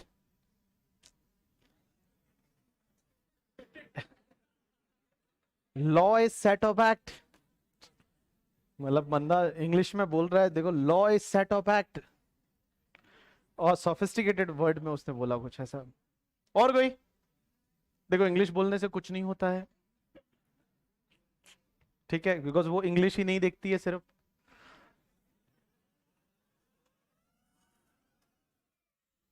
हाँ ऐसा होता है ना, जैसे स्कूल स्कूल में कोई इंग्लिश बोलता है तो भाई साहब ऐसे लोग उसकी तरफ देखते हो, वाह बंदा क्या, या तो इंग्लिश बोलना चाहिए या फिर गिटार बजाना आना चाहिए करके, ठीक है ऐसा होता है ना स्कूलों और कॉलेज में, ऐसा होता है ना। सीए की लाइफ में कुछ नहीं होने वाला। हाँ सब साथ में आ जाते हैं, वेरी गुड, बहुत अच्छी चीज है कि बहुत सारे बच्चों ने सही बताया, और ऑनलाइन वालों प्यारे प्यारे बच्चों तुमने तो एकदम ही सही बताया करके, ठीक है तुमने तो मस्त बताया करके, ठीक है। अरे उधर नहीं देख, कोई नहीं दिख रहा, मैं कैमरे को देख के बोल रहा हूँ करके, ठीक है। तो ये उधर पीछे देखते हैं, ऑनलाइन वाले जैसे इधर ही बैठे हैं अरे वो इंडिया के डिफरेंट डिफरेंट पार्ट्स में बैठे हैं, तो तुम लोग भी ऐसा फील करो, एकदम मस्त लाइव वाला मजा आ जाएगा तुमको। तो लॉ में और एक्ट में क्या फर्क है? देखो पहली चीज तो ये है ना कि लाइफ में कहीं पे भी जब आप एक्ट लिखते हो ना, तो एक्ट में ए कैपिटल लिखना है, ठीक है। ए जो है वो कैपिटल लिखना है, कभी भी आप ये वाला एक्ट नहीं लिखोगे, ये वाला, ठीक है। ए छोटा लिखा मतलब ये शाहरुख खान वाला एक्ट हो जाएगा, तो आपको एक्ट में कभी भी ए छोटा नहीं लिखना है, ऑलवेज एक्ट में ए बड़ा लिखना है। अब ये लॉ और एक्ट में क्या फर्क है? मॉड्यूल को देख के पता चला, हमको तो लॉ पढ़ना है, हम तो सोच के आए थे इनकम टैक्स एक्ट पढ़ेंगे, बट आज पता चला लॉ पढ़ना है। लॉ किसको बोलते हैं बताए? ये जो है ना लॉ एक वाइडर टर्म है, एक वाइडर टर्म है। इस लॉ के अंडर एक्ट भी आता है, इसके अंदर कुछ रूल्स भी आएंगे, कुछ नोटिफिकेशन भी आएंगे, कुछ सर्कुलर भी आएंगे, कुछ केस लॉज भी आएंगे। इन सबका जब स्टडी करेंगे ना, तब हम बोलेंगे हमने लॉ पढ़ा है। लॉ और एक्ट में फर्क है। देखो लॉ का मतलब इंडियन क्रिकेट टीम की बात हो रही है, ये एक टीम है, ये एक टीम है, इंडियन क्रिकेट टीम की बात हो रही है। और इस टीम में देखिए रोहित शर्मा भी है, ये रोहित शर्मा है, ये विराट कोहली है, ये मान लो जसप्रीत बुमराह है करके, ठीक है, ये मान लो ऋषभ पंत है, ये बाकी वाले जो बॉलर है करके, ठीक है, बैट्समैन है। तो ये सबको जब मिलाते हैं ना, तब हम बोलते हैं कि इंडियन क्रिकेट टीम। तो हमेशा ध्यान रखना कि भैया जब भी बात करें कि हम इनकम टैक्स में क्या पढ़ने वाले हैं, हम लॉ पढ़ने वाले हैं। आप जीएसटी में भी लॉ पढ़ोगे, आप सिर्फ जीएसटी एक्ट नहीं पढ़ोगे, आप एक्ट के साथ साथ उसके रूल्स भी पढ़ोगे। कुछ नोटिफिकेशन सर्कुलर भी पढ़ोगे, कुछ केस लॉज भी पढ़ोगे, और ये सबका जब आप कंबाइन स्टडी करते हो ना, तब हम बोलते हैं कि हम लॉ पढ़ रहे हैं। तो हम जो पढ़ने वाले हैं वो लॉ पढ़ने वाले हैं। मैं एक्ट के बारे में भी जिक्र करूंगा, कभी कोई रूल्स के बारे में भी बताऊंगा, कभी कोई नोटिफिकेशन के बारे में भी बताऊंगा, सर्कुलर के बारे में भी बताऊंगा, केस लॉज के बारे में भी बताऊंगा, ये सब चीजों के बारे में बताऊंगा। सबसे पहला जो अपन पढ़ने वाले हैं इसमें, ये सब लॉ कैसे बनता है, तो लॉ में एक्ट भी है, रूल्स भी है, नोटिफिकेशन भी है, सर्कुलर भी है, केस लॉज भी है। तो सबसे पहले एक्ट में अपन पढ़ने वाले हैं income tax act. Income tax act 1961। Income tax act 1961 है, ये मेन है। That is, you can say that the Rohit Sharma, ये कैप्टन है। ये कैप्टन है जो पूरी टीम को लीड करने वाला है। तो ये जो है ना, ये कैप्टन है जो इस पूरी टीम को लीड करने वाला है। तो इनकम टैक्स एक्ट है वो 1961 है। और ये इनकम टैक्स एक्ट 1961, आप बोलोगे इतना पुराना है क्या? Answer is yes. आप देखोगे 40 साल वो वाले और 23 साल ये वाले, टोटल मिला के सीनियर सिटीजन हो गया है, 60 ईयर से ज्यादा हो गया है ना। तो भैया इनकम टैक्स एक्ट 1961 को ऑलरेडी 60 ईयर से ज्यादा हो चुका है। मैं बताऊं आगे जाके शायद इनकम टैक्स चेंज हो जाएगा, इस इनकम टैक्स एक्ट 1961 को रिप्लेस कर दिया जाएगा। अगर मान लो ये गवर्नमेंट रिपीट हो जाती है तो डायरेक्ट टैक्स कोड करके आने वाला है, जिसको डायरेक्ट टैक्स कोड बोला जाएगा। और वो बड़ा सिंपल रहेगा, इतना एग्जॉस्टिव नहीं रहेगा। आज आप देखोगे इनकम टैक्स एक्ट 1961 में कितनी सेक्शन रहेगी, आपको पता है? कोई एस्टिमेट लगा सकता कितनी सेक्शन रहेगी इनकम टैक्स एक्ट 1961 में? हाँ चलो, ये इनकम टैक्स एक्ट 1961 है। मैं आपके सामने इनकम टैक्स एक्ट है वो बता देता हूं। ये इनकम टैक्स एक्ट 1961 कहां मिलेगा? इनकम टैक्स एक्ट 1961 में इनकम टैक्स की वेबसाइट पे गया, इनकम टैक्स इंडिया gov.in, देखिए यहां लिखा हुआ है टैक्स लॉज एंड रूल्स। उसमें एक्ट में, सबसे पहले मैं एक्ट में गया और मैं एक्ट में जाके और यहां पे सबसे पहला इनकम टैक्स एक्ट 1961 पे गया। अब ये इनकम टैक्स एक्ट 1961 है ना, ये चालू होता है सेक्शन नंबर 1 से। और सेक्शन नंबर 1 बोलती है short title extent and commencement, कि इसका नाम क्या है, ये कहां पे लगता है, और ये चालू कब से हुआ, मींस ये एक्ट की एप्लीकेबिलिटी कहां से आती है करके। ठीक है, तो देखिए सबसे पहली सेक्शन होती है एक्ट की जो बताती है चैप्टर नंबर 1, दिस एक्ट में be called as income tax act 1961, हम यही बोलेंगे इसको। It extend to whole of India including Jammu and Kashmir. ये इंक्लूडिंग जम्मू एंड कश्मीर लिखा हुआ नहीं है, मतलब पूरे इंडिया पे लगेगा। Jammu and Kashmir is part of India, पूरे पे लगेगा। And save as otherwise provided in this act it shall come into force from 1 April 1962 से। मींस ये जो एक्ट है ये 1962 से लगेगा। इसका नाम है इनकम टैक्स एक्ट 1961, बट ये 1 अप्रैल 1962 से लगना चालू हुआ। ऐसा क्यों? मैं कल आपको पढ़ाऊंगा, जब मैं प्रीवियस ईयर असेसमेंट ईयर की बात कर रहा हूंगा तब मैं आपको बताऊंगा कि ये 62 से क्यों लगना चालू हुआ। 1961 से लगना चाहिए ना, 1 अप्रैल 1961 से लगना चाहिए, नहीं, ये 1962 से लगता है, 1 अप्रैल 1962 से। क्यों ऐसा? इसका मैं रीजन आपको कल बताऊंगा। This is the section number 1। तो ऐसे चलते चलते बहुत सारी सेक्शन है, और चलो अपन देखते हैं इसमें कितनी सेक्शन है, ढूंढ के देखते हैं एक बार, पता तो चले कि इनकम टैक्स एक्ट में सेक्शन कितनी है। तो इनकम टैक्स एक्ट में जो सेक्शन है उसके बाद कुछ शेड्यूल भी है। लास्ट सेक्शन है वो 298 है। इसकी जो लास्ट सेक्शन है ये रही 298। तो टोटल इनकम टैक्स एक्ट में 298 सेक्शन है। मींस सेक्शन नंबर 1 से लेके और 298 तक की सेक्शन है वो इनकम टैक्स एक्ट में है। तो क्या हम ऐसा बोले कि सिर्फ 298 ही सेक्शन है? Answer is no. इसका रीजन ये है कि इसमें अगर जैसे मैं आपको सेक्शन 35 की बात करूं ना, यहां पे मैं 35 की बात करता हूं, सेक्शन 35, तो 35 में ही बहुत सारी सेक्शन है। मतलब 35 नंबर एक सेक्शन हो गई, फिर 35A दूसरी सेक्शन, 35AB तीसरी सेक्शन, 35AB चौथी सेक्शन, 35ABB पांचवी सेक्शन, 35AC उसके बाद 35AD, 35B, 35C, 35CC, ऐसा करते करते टोटल मिला के जो सेक्शन है ना वो 600 तक पहुंच जाती है। तो इनकम टैक्स में ऐसा नहीं है कि सिर्फ 298 सेक्शन है, नंबर वाइज 298 है। बट अगर आप 35 में देखोगे तो 35 में भी अलग अलग बहुत सारी 35A, 35B ऐसी ऐसी सेक्शन है, 35A भी है, 35AB भी। तो इनकम टैक्स एक्ट है ना आज थोड़ा व्यस्त व्यस्त हो गया है करके, ठीक है। अस्त व्यस्त हो गया है। अब आप बोलोगे ऐसे क्यों आई सर ये सेक्शन, पहले जो है वो 35 ही था, बट क्या हुआ फिर और कुछ डालना पड़ा, तो नई सेक्शन क्रिएट की। अब नई सेक्शन 298 के बाद तो क्रिएट कर नहीं सकते थे, क्योंकि वो सेक्शन उसी पर्टिकुलर सेगमेंट की थी, तो उन्होंने 35A डाल दिया, फिर उन्होंने 35AB डाल दिया, फिर ABA डाल दिया, फिर ABB डाल दिया। तो ऐसा करते करते इतनी सारी सेक्शन हो गई है, अप्रोक्स 600 के करीब इनकम टैक्स में सेक्शन है। और गवर्नमेंट चाहती है कि अब इसको थोड़ा इजी बनाया जाए, बहुत ज्यादा हौच-पौच हो गया है, बहुत ज्यादा चीजें हो गई है, इसको इजी बनाया जाए। तो इन फ्यूचर में जाके और इसकी जगह एक नया लॉ आएगा, आप देखोगे उस चीज को 2-3-4 साल में ये चीज हो सकती है, जब नया लॉ आएगा और उसको डायरेक्ट टैक्स कोड बोला जाएगा।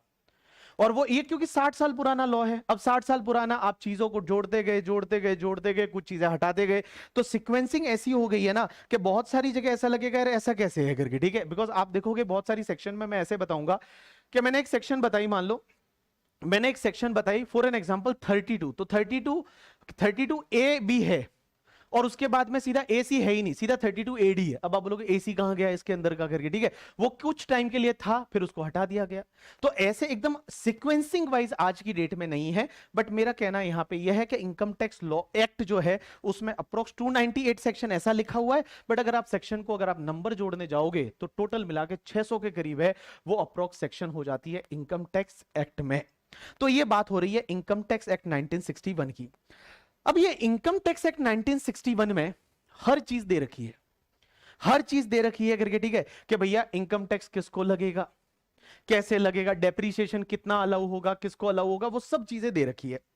लेकिन है ना, इनकम टैक्स एक्ट जो है इसको सपोर्ट करने के लिए बनाए जाते हैं रूल्स, इनकम टैक्स एक्ट को सपोर्ट करने के लिए बनाए जाते हैं रूल्स। बट पहले अपन इनकम टैक्स एक्ट की ही बात करेंगे। देखो कोई भी एक्ट होता है ना, उस एक्ट के अंदर एक होता है सेक्शन। मुझे एक बात बताइए, आपने सेक्शन तो नाम सुना होगा ना, मुझे बताइए इसको कैसे रीड करेंगे। जैसे मान लो ऐसी एक चीज लिखी हुई है 15(3)(6) और E, इसको कैसे रीड करेंगे? किसी को फोन पे बताना है, किसी को फोन पे बताना है, आप कैसे बताओगे इसको?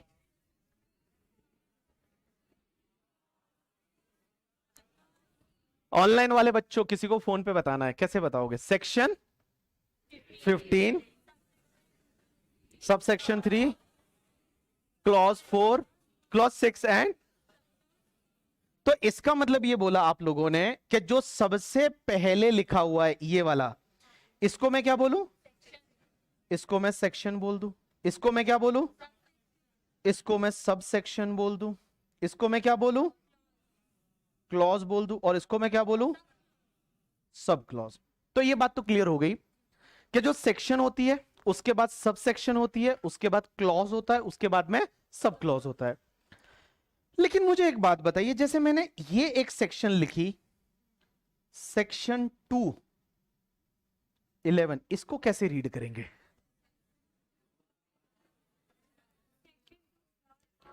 सेक्शन 2 क्लॉज 11 या सब सेक्शन 11? क्यों? हाँ,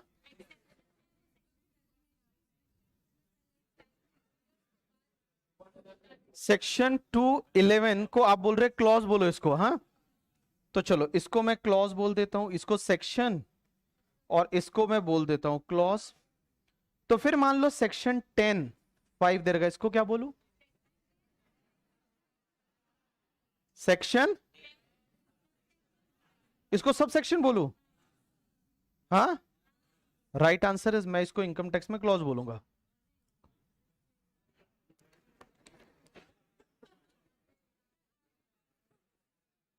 तो जो आप एक्सेप्शन पढ़ के आए थे, कहना 2 में ही ऐसा होता है करके, ठीक है, लॉ में पढ़ाया गया था फाउंडेशन में कि सेक्शन 2 एक एक्सेप्शन है, क्या उसके साथ में जो भी लिखा हुआ है। हाँ, अच्छा आज ही बताया, ओ भाई साहब, तो मैंने तो यहां पे 10(5) भी ले लिया। तो 10(5) जो है, अब आप बोलोगे कि सर इसमें तो क्लॉज बोले या सब सेक्शन बोले, एक काम करते हैं ना, इनकम टैक्स एक्ट पे ही चले जाते हैं। तो इनकम टैक्स एक्ट पे, यहां पे ये इनकम टैक्स एक्ट अपन देखते रहेंगे, जब भी अपने को जरूरत पड़ेगी तब। Income tax gov. इन पे है और यहां पे सेक्शन 10 है, वो 10 देखते हैं। ये लो सेक्शन 10, और ये सेक्शन 10 पे आ गए अपन, income not included in the total income. अब एक बात समझते हैं, क्या इनकम टैक्स इंडिया .gov.in पे गए और सेक्शन 10 है। अब ये 10 जो है, एक बात बताओ आप लॉजिकली चीजों को समझना करके, ठीक है। यहां पे सेक्शन 10 है, income not included in total income. Section 10 का एग्रीकल्चर इनकम 1 दे रखा है, तो आप क्या बोल रहे हो, सेक्शन 10 1 को मैं सब सेक्शन बोलूं? हाँ, मतलब आप तो अभी तक तो यही बोल रहे हो ना, क्या सब सेक्शन बोलो 1 को, 2 को भी सब सेक्शन बोलू, 2A को भी सब सेक्शन बोलू? भाई वही हुआ ना, 10 सब सेक्शन 2A। बट इसके नीचे का एक्सप्लेनेशन देखो, एक्सप्लेनेशन 2A के नीचे क्या दे रखा है, for the purpose of this clause. तो यहां तो ऐसा लिखना चाहिए ना, for the purpose of this subsection, क्योंकि 2A के नीचे अगर कोई दे रखा है तो फिर यहां क्लॉज क्यों वर्ड यूज किया है, यहां तो सबसेक्शन लिखना चाहिए था। या फिर चलो एक और बताता हूं करके, ठीक है, बहुत सारी चीजें हैं अपने पास में। अब जैसे यहां 10 बड़ी लंबी सी है करके, ठीक है, बड़ी लंबी सी सेक्शन 10 है। अब देखिए ये 10 का 4E करके है, और 4E के नीचे क्या दे रखा है, फॉलोइंग क्लॉज 4E। यहां पे भी ये तो क्लॉज की बात कर रहा है हर जगह करके, ठीक है, ये जहां जहां चल रहा है या तो हर जगह क्लॉजेस की बात कर रहा है, ये तो क्लॉज की बात कर रहा है हर जगह। तो सेक्शन 10 भी क्या 10 के साथ में जो लिखा है वो सब क्लॉज में जाएगा क्या? हाँ, हर जगह इसने तो क्लॉज की बात कर रखी है। ले देखो सेक्शन 10 का 8A करके, and in this case the consultant, ये कंसल्टेंट के नीचे आप एक्सप्लेनेशन में जाओगे, इन दिस क्लॉज कंसल्टेंट का मतलब ये है, तो ये तो क्लॉज की बात कर रहे हैं यहां पे करके, ठीक है। तो कुल मिला के मुझे ये बताओ, कब सेक्शन बोलना है, कब सब सेक्शन बोलना और कब क्लॉज बोलना है?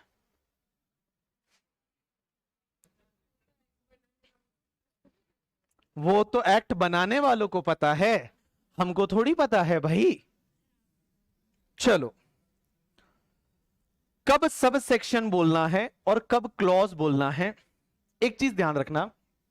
देखो, अगर कोई भी ऐसी लिस्ट दे रखी है, जैसे मान लो ये एक लिस्ट दे रखी है आइटम की, भाई इतना करप्ट दिमाग नहीं होना चाहिए। एक आइटम की लिस्ट दे रखी है, और मान लो इस लिस्ट में जैसे ये 1 2 3 4 5 है, और अगर इनका आपस में कोई भी इंटरलिंकेज नहीं है, मींस ये एक दूसरे से लिंक नहीं है, एक दूसरे से लिंक नहीं है, मींस नो लिंक है करके, ठीक है, इनका एक दूसरे से लिंक नहीं है, तो इसको बोला जाता है क्लॉज। जब एक दूसरे का लिंक नहीं है तो बोला जाता है क्लॉज। लेकिन अगर मान लो कोई ऐसी लिस्ट है, जैसे मान लो सेक्शन 15(1), 15(2), 15(3), 15(4), ऐसी लिस्ट दे रखी है, एंड इसका एक दूसरे से लिंकेज है, एक दूसरे से लिंकेज है, तो इसको बोला जाता है सबसेक्शन। तो देखो, अगर कोई ऐसी लिस्ट दे रखी है जिसमें एक दूसरे का लिंक नहीं है, वहां पे आपको वर्ड यूज करना है क्लॉज है ये। और जब एक दूसरे का लिंक है, एक दूसरे पे डिपेंडेंट है चीजें, तो आपको वर्ड यूज करना है सबसेक्शन। इनकम टैक्स में सेक्शन नंबर 2 जो है, जो 2 आप हर जगह बोलते हो, 2 एक डेफिनेशन की सेक्शन होती है।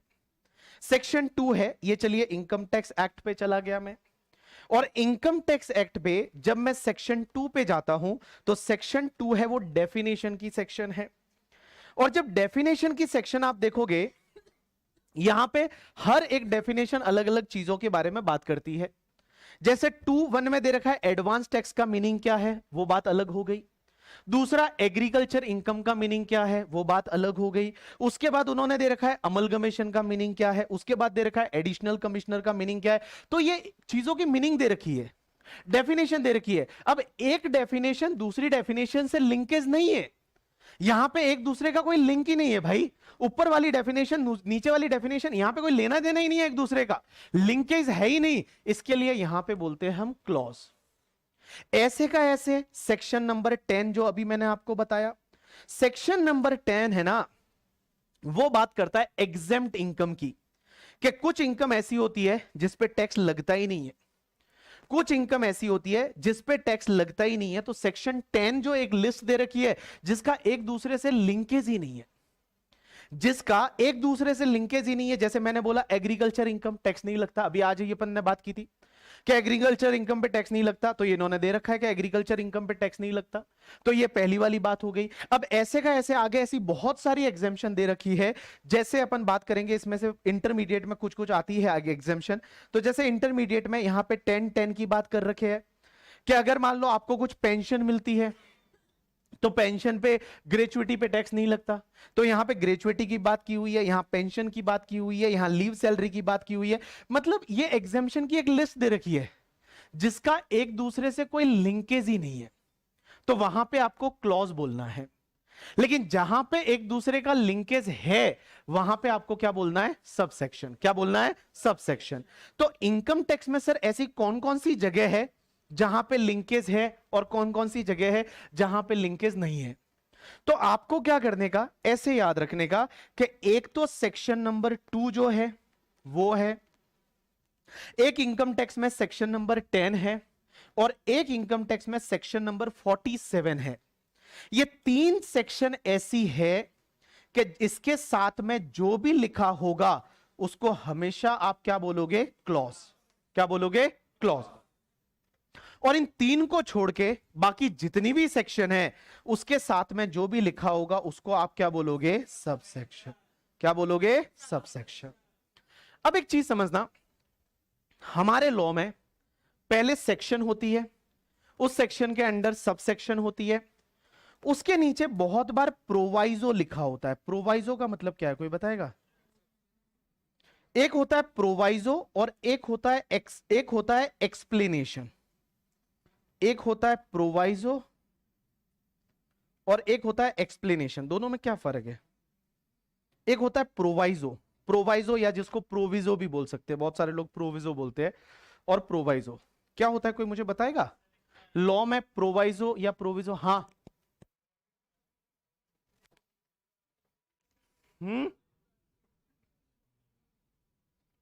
जोर से।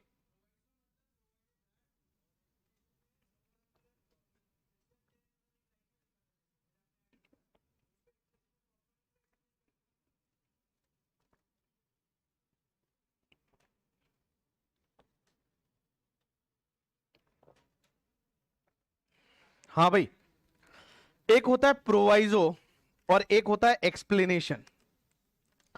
क्या फर्क है दोनों में, कोई बताएगा?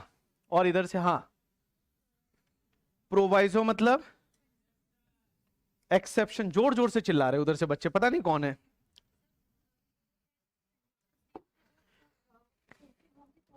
अच्छा, प्रोवाइजो का मतलब उन्होंने उधर से बार बार लोग बोल रहे हैं एक्सेप्शन करके, ठीक है। यहां से दीदी ने बोला कि प्रोवाइजो का मतलब उसमें कुछ कंडीशन दे रखी होती है, वो कंडीशन सेटिस्फाइड हुई तो ही वो सेक्शन एप्लीकेबल होगा, ऐसा इन्होंने बोला करके, ठीक है। प्रोवाइजो और एक्सेप्शन में क्या, सॉरी एक्सप्लेनेशन में क्या फर्क है? अपन एक काम करते हैं, सीधा एक्ट पे ही जाते हैं। और ये इनकम टैक्स एक्ट 1961 आया। अब ये इनकम टैक्स एक्ट 1961 है, इसमें अगर मैं गया इनकम टैक्स की वेबसाइट पे और यहां पे ऐसे ही मैंने एक रेंडमली सेक्शन डाली 50C करके, एक रेंडमली एक सेक्शन डाली 50C। 50C अगर इस सेक्शन में जाता हूं तो पहली चीज ये सेक्शन है 50C। इस 50C का सबसेक्शन 1 पहले चालू होता है, और ये सबसेक्शन 1 जो है ना, इसके नीचे एक प्रोवाइजो है जिसको चालू होता है प्रोवाइडेड दैट। वो भैया ने वहां से जोर से चिल्लाया था प्रोवाइडेड दैट करके, ठीक है। उसके बाद दूसरा प्रोवाइजो चालू होता है, यहां पे देखोगे लिखा हुआ है प्रोवाइडेड फर्दर दैट। तीसरा प्रोवाइजो चालू होता है, उसके अगले क्या लिखा हुआ है, प्रोवाइडेड ऑल्सो दैट। चौथा प्रोवाइजो होगा तो क्या लिखा होगा?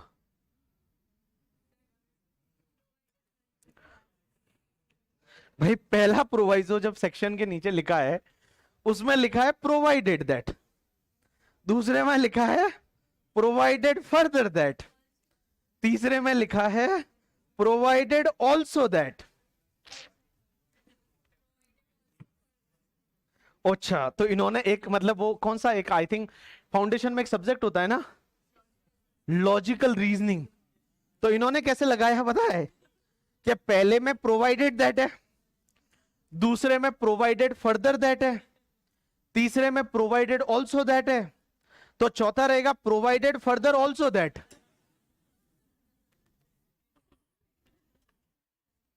क्या नॉलेज है यार, गजब लेवल का, क्या इंटरप्रिटेशन स्किल है। देखो हमेशा क्या होता है, पहला प्रोवाइजो होता है, वहां लिखा होता है प्रोवाइडेड दैट। प्रोवाइजो किसके लिए डालते हैं, एक्सेप्शन के लिए। उधर से जो बोल रहे थे वो सही बोल रहे थे, एक्सेप्शन मतलब ये सेक्शन का कुछ एक्सेप्शन डालना है करके, ठीक है, कि भाई इस केस में ये ऐसा होगा या इस केस में ऐसा नहीं होगा करके, ठीक है, एक्सेप्शन डालना है तो they always put the proviso. इसको प्रोवाइजो या प्रोविजो बोला जाता है। फर्स्ट प्रोवाइजो होगा ना, उसमें हमेशा प्रोवाइडेड दैट लिखा होगा। सेकेंड प्रोवाइजो में प्रोवाइडेड फर्दर दैट लिखा होगा। थर्ड प्रोवाइजो में ऐसा जरूरी नहीं कि प्रोवाइडेड ऑल्सो लिखा हो, वहां थर्ड प्रोवाइजो में भी ऐसा हो सकता है प्रोवाइडेड फर्दर दैट लिखा हो सकता है। फोर्थ प्रोवाइजो में भी प्रोवाइडेड फर्दर दैट या प्रोवाइडेड ऑल्सो दैट वैसा है। फर्स्ट प्रोवाइजो में हमेशा लिखा होता है प्रोवाइडेड दैट, सेकेंड में या तो फर्दर प्रोवाइडेड दैट करके, ठीक है, मींस प्रोवाइडेड फर्दर दैट या प्रोवाइडेड ऑल्सो दैट, और वैसे ही फोर्थ फिफ्थ सिक्स्थ प्रोवाइजो में हो सकता है। तो प्रोवाइजो का मतलब एक्सेप्शन, क्या भैया एक्सेप्शन, एक सेक्शन डाल दी बट उसकी कुछ एक्सेप्शन क्रिएट करनी है, उसके लिए कुछ एक्सेप्शन क्रिएट करनी है, तो उसके लिए वो लोग प्रोवाइजो डालते हैं। लेकिन एक कॉन्सेप्ट होता है एक्सप्लेनेशन। ये एक्सप्लेनेशन जैसे ये मान लिए एक्सप्लेनेशन दे रखी है यहां पे दो, एक्सप्लेनेशन 1 और एक्सप्लेनेशन 2। एक्सप्लेनेशन का मतलब क्या होता है पता है? हाँ कोई बता दो। एक्सप्लेनेशन, किसी सेक्शन में एक्सप्लेनेशन डाल रखी है। हाँ हाँ हाँ,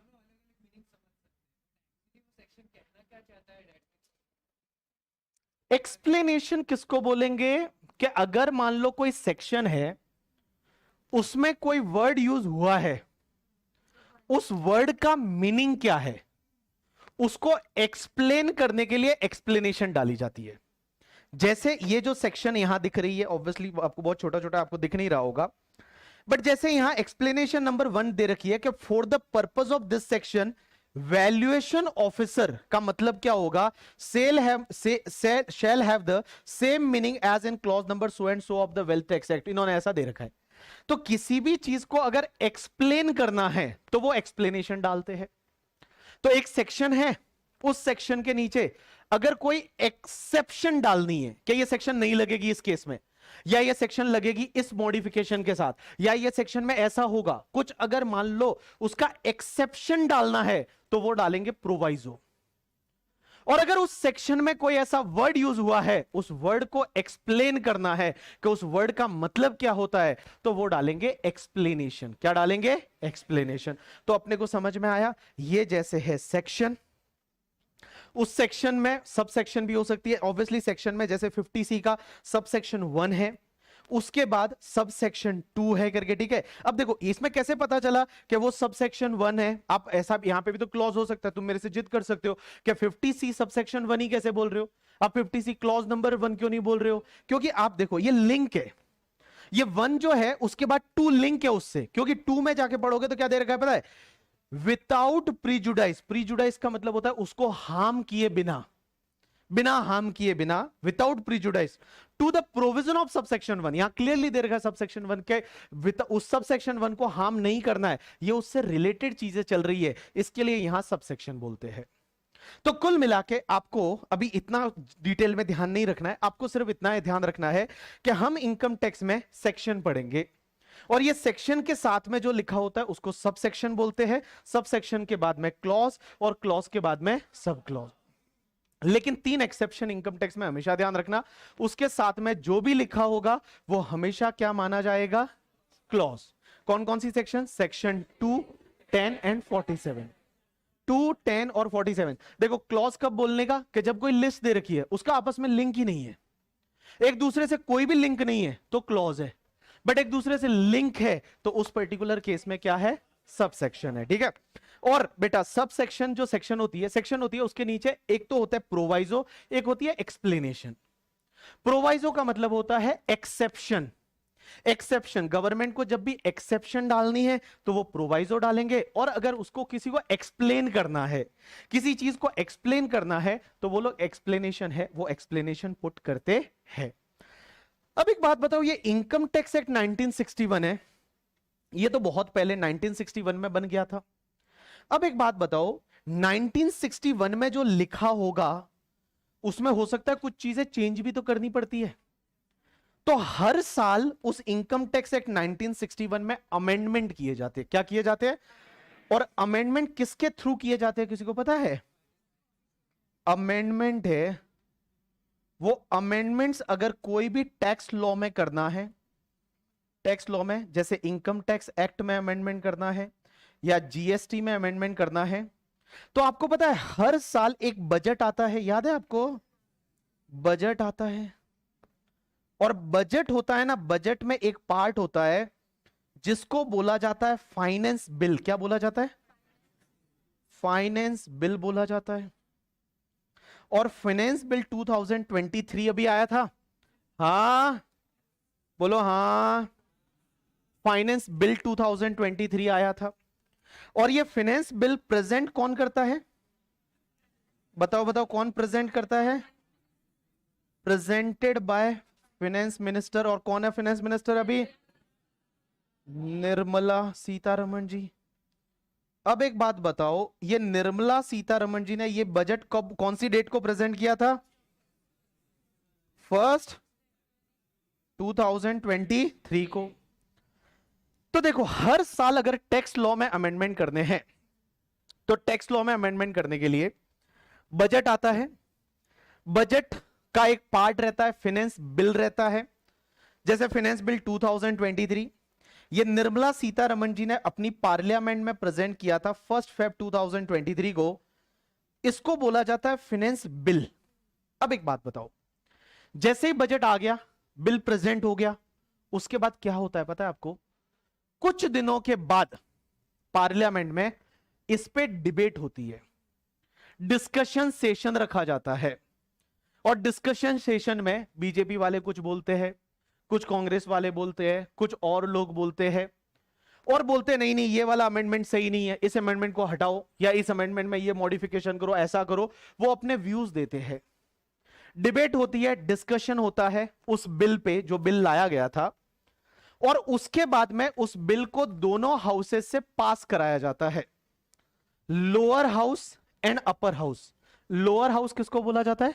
लोकसभा को, और अपर हाउस राज्यसभा को। तो lower house Lok Sabha, upper house Rajya Sabha, दोनों से पास कराया जाता है। और पास कराने के बाद उस बिल को किसके पास भेजा जाता है? प्रेसिडेंट के पास। और प्रेसिडेंट जिस दिन उस पे साइन कर देते हैं, उस दिन वो क्या बन जाता है पता है? Finance act 2023। पहले वो फाइनेंस बिल था, बिल बोला जाता है। और बिल जो है वो सबसे पहले प्रेजेंट किया जाता है फाइनेंस मिनिस्टर द्वारा 1 फेब 2023 को। कुछ दिनों बाद पार्लियामेंट में उस पर डिस्कशन होता है, डिस्कशन में आपस में लोग लड़ते हैं, और लड़ने के बाद वो लोग वहां से उस बिल को पास कराते हैं। पास कराने के बाद प्रेसिडेंट के पास भेजा जाता है। प्रेसिडेंट जिस दिन उस पर साइन कर देते हैं, वो बन जाता है फाइनेंस एक्ट 2023। तो पहले उसको बिल बोला जाता है, उसके बाद जिस दिन साइन हो जाता है उस दिन उसको एक्ट बोला जाता है। जिस दिन साइन हो जाता है उस दिन उसको एक्ट बोला जाता है। और मैं बता दूं, ये जो फाइनेंस एक्ट 2023 है, इसको हमारे प्रेसिडेंट ने साइन किया है 31 मार्च 2023 को। इस दिन उन्होंने साइन कर दिया 31 मार्च 2023। तो 31 मार्च 2023 को यह फाइनेंस एक्ट बन गया। पहले यह फाइनेंस बिल था, और बिल है वो 1 फेब को ही आ जाता है, और उसमें सब अमेंडमेंट होते हैं। अब आप बताओगे ये बिल कैसे आता है, तो चलो मैं आपके सामने बिल भी बता ही देता हूं कि फाइनेंस बिल 2023 कैसे लगता था, करके कैसा दिखता है। तो फाइनेंस बिल 2023 का ये पीडीएफ आ गया, और ये फाइनेंस बिल 2023 कौन सी डेट को आया था? कौन सी डेट को आया होगा? अरे बोलो ना, कब? 1 फेब को आया होगा। तो ये 1 फेब को आया था फाइनेंस बिल। तो ये तुम्हारा फाइनेंस बिल है, ये देखिए फाइनेंस बिल है। और ये फाइनेंस बिल जो है ये आगे जाके फाइनेंस एक्ट बन जाता है। और ये कौन सी डेट को लोकसभा में इंट्रोड्यूस किया था? डेट देखिए, 1 फेब 2023 को।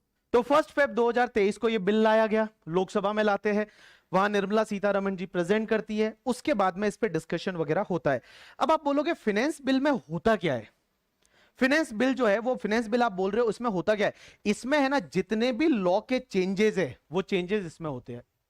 कि जैसे मान लीजिए अपन ये डायरेक्ट टैक्स की बात करते हैं कि डायरेक्ट टैक्स में क्या क्या अमेंडमेंट करना है। तो यहां पे देखिए इनकम टैक्स में क्या क्या अमेंडमेंट करना है। तो अमेंडमेंट करो, सेक्शन 2 में कुछ अमेंडमेंट है, अमेंडमेंट करना है सेक्शन 9 में, अमेंडमेंट करना है सेक्शन 10 में, अमेंडमेंट करना है सेक्शन 10AA में। तो ऐसे इनकम टैक्स के अमेंडमेंट जो होते हैं वो सब इसमें आते हैं। तो इनकम टैक्स में टोटल इन्होंने जो अमेंडमेंट किए थे वो टोटल अमेंडमेंट देखोगे 122 अमेंडमेंट तो इनकम टैक्स में किए।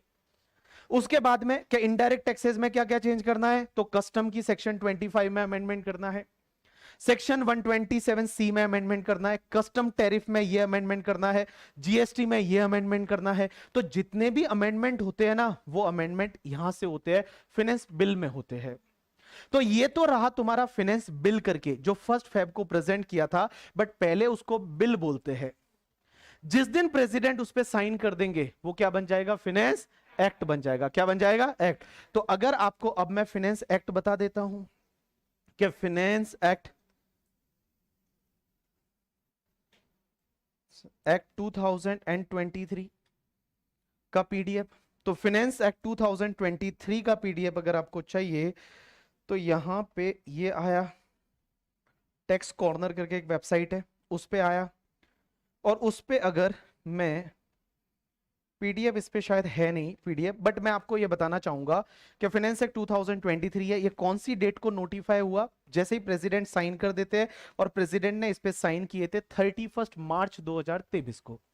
तो 31 मार्च 2023 को जैसे ही प्रेसिडेंट ने इस पे साइन कर दिए, ये तुम्हारा फाइनेंस एक्ट बन गया। और फाइनेंस एक्ट बनने के बाद इसके अमेंडमेंट एप्लीकेबल हो जाते हैं 1 अप्रैल से। जितने भी अमेंडमेंट हुए ना वो अमेंडमेंट सब 1 अप्रैल से एप्लीकेबल हो जाते हैं। जो जो चेंजेस थे वो सब 1 अप्रैल से एप्लीकेबल हो जाते हैं। एक बात बताऊं आपको, आपको पता है साल में कितनी बार बजट आता है? 1 बार या 2 बार? हाँ, 1 बार या 2 बार। फाइनेंस बिल भी एक ही आता है और उसी का फाइनेंस एक्ट बन जाता है। लेकिन एक चीज समझना, जिस ईयर में इलेक्शन होता है उस ईयर में 2 बार बजट आता है। अगर आपको याद रहेगा थोड़ा बहुत, तो लास्ट इलेक्शन कौन से ईयर में था? 2019 में। तो 2019 में 2 बजट आए थे।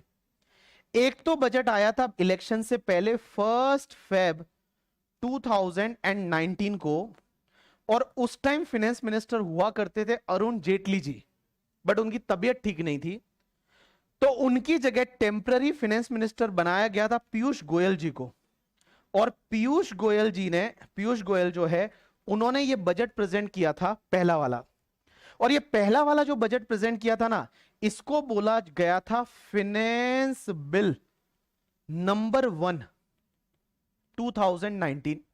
और बेटा ये फाइनेंस बिल नंबर 2019 था, और उससे जो एक्ट बना उस एक्ट को बोला जाता है फाइनेंस एक्ट नंबर 1 2019। अब आप बोलोगे कि ये इलेक्शन से पहले वाला है। अब इलेक्शन से पहले एक बजट आता है, लेकिन फिर गवर्नमेंट बन जाती है, गवर्नमेंट के बाद वापस से बजट आता है। ऐसा क्यों? रीजन इज बीइंग कि आप सोचिए, ये जो बजट लाया ये बजट 1 फेब को लाया, और ये बजट एप्लीकेबल कौन से पीरियड से कौन से पीरियड तक होता है पता है? 1 अप्रैल 2019 से लेके और 31 मार्च 2020 तक रहेगा ये। तो 1 अप्रैल 2019 से लेके 31 मार्च 2020 तक एप्लीकेबल होगा, उस पीरियड के लिए ये होता है। तो लॉजिकली सोचिए, मई में इलेक्शन का रिजल्ट आता है, तो मई 2019 में अगर बीजेपी की जगह कांग्रेस की गवर्नमेंट आ जाती तो वो बोलते कि हम भाई इनके बनाए बजट को हम क्यों फॉलो करें, हम इनके बनाए बजट को या इन्होंने जो चीजें चेंज की है उसको हम क्यों फॉलो करें, हम तो हमारे हिसाब से बनाएंगे। तो इसके लिए क्या होता है, ये पहला बजट इलेक्शन से पहले आता है, इसको बहुत बार इंटरिम बजट भी बोला जाता है। प्रैक्टिकल लाइफ में इसको बहुत बार इंटरिम बजट भी बोला जाता है करके, ठीक है।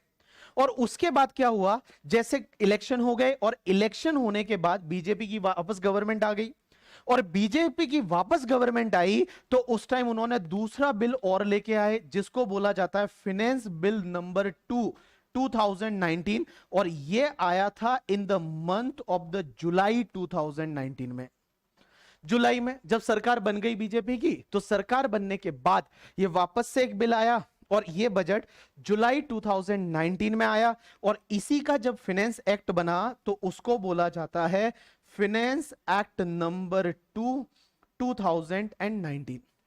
तो अगर कोई पूछे आपसे कि साल में बजट कितनी बार आता है, तो एक ही बार आता है, लेकिन इसका एक एक्सेप्शन है। कौन सा वाला ईयर, इलेक्शन ईयर।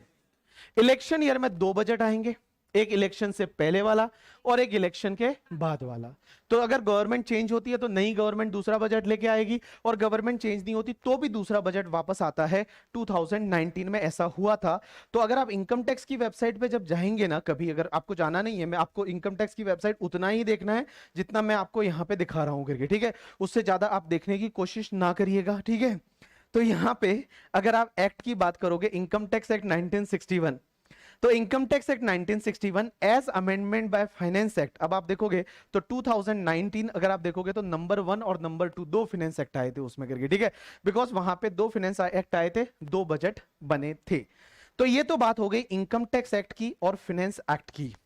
तो आपको अगर लॉ पढ़ना है तो किन किन चीजों का नॉलेज होना चाहिए, एक तो एक्ट है, तो इनकम टैक्स एक्ट 1961 है। अब उसमें जो अमेंडमेंट करने हैं वो किसके थ्रू होते हैं, फाइनेंस एक्ट के through.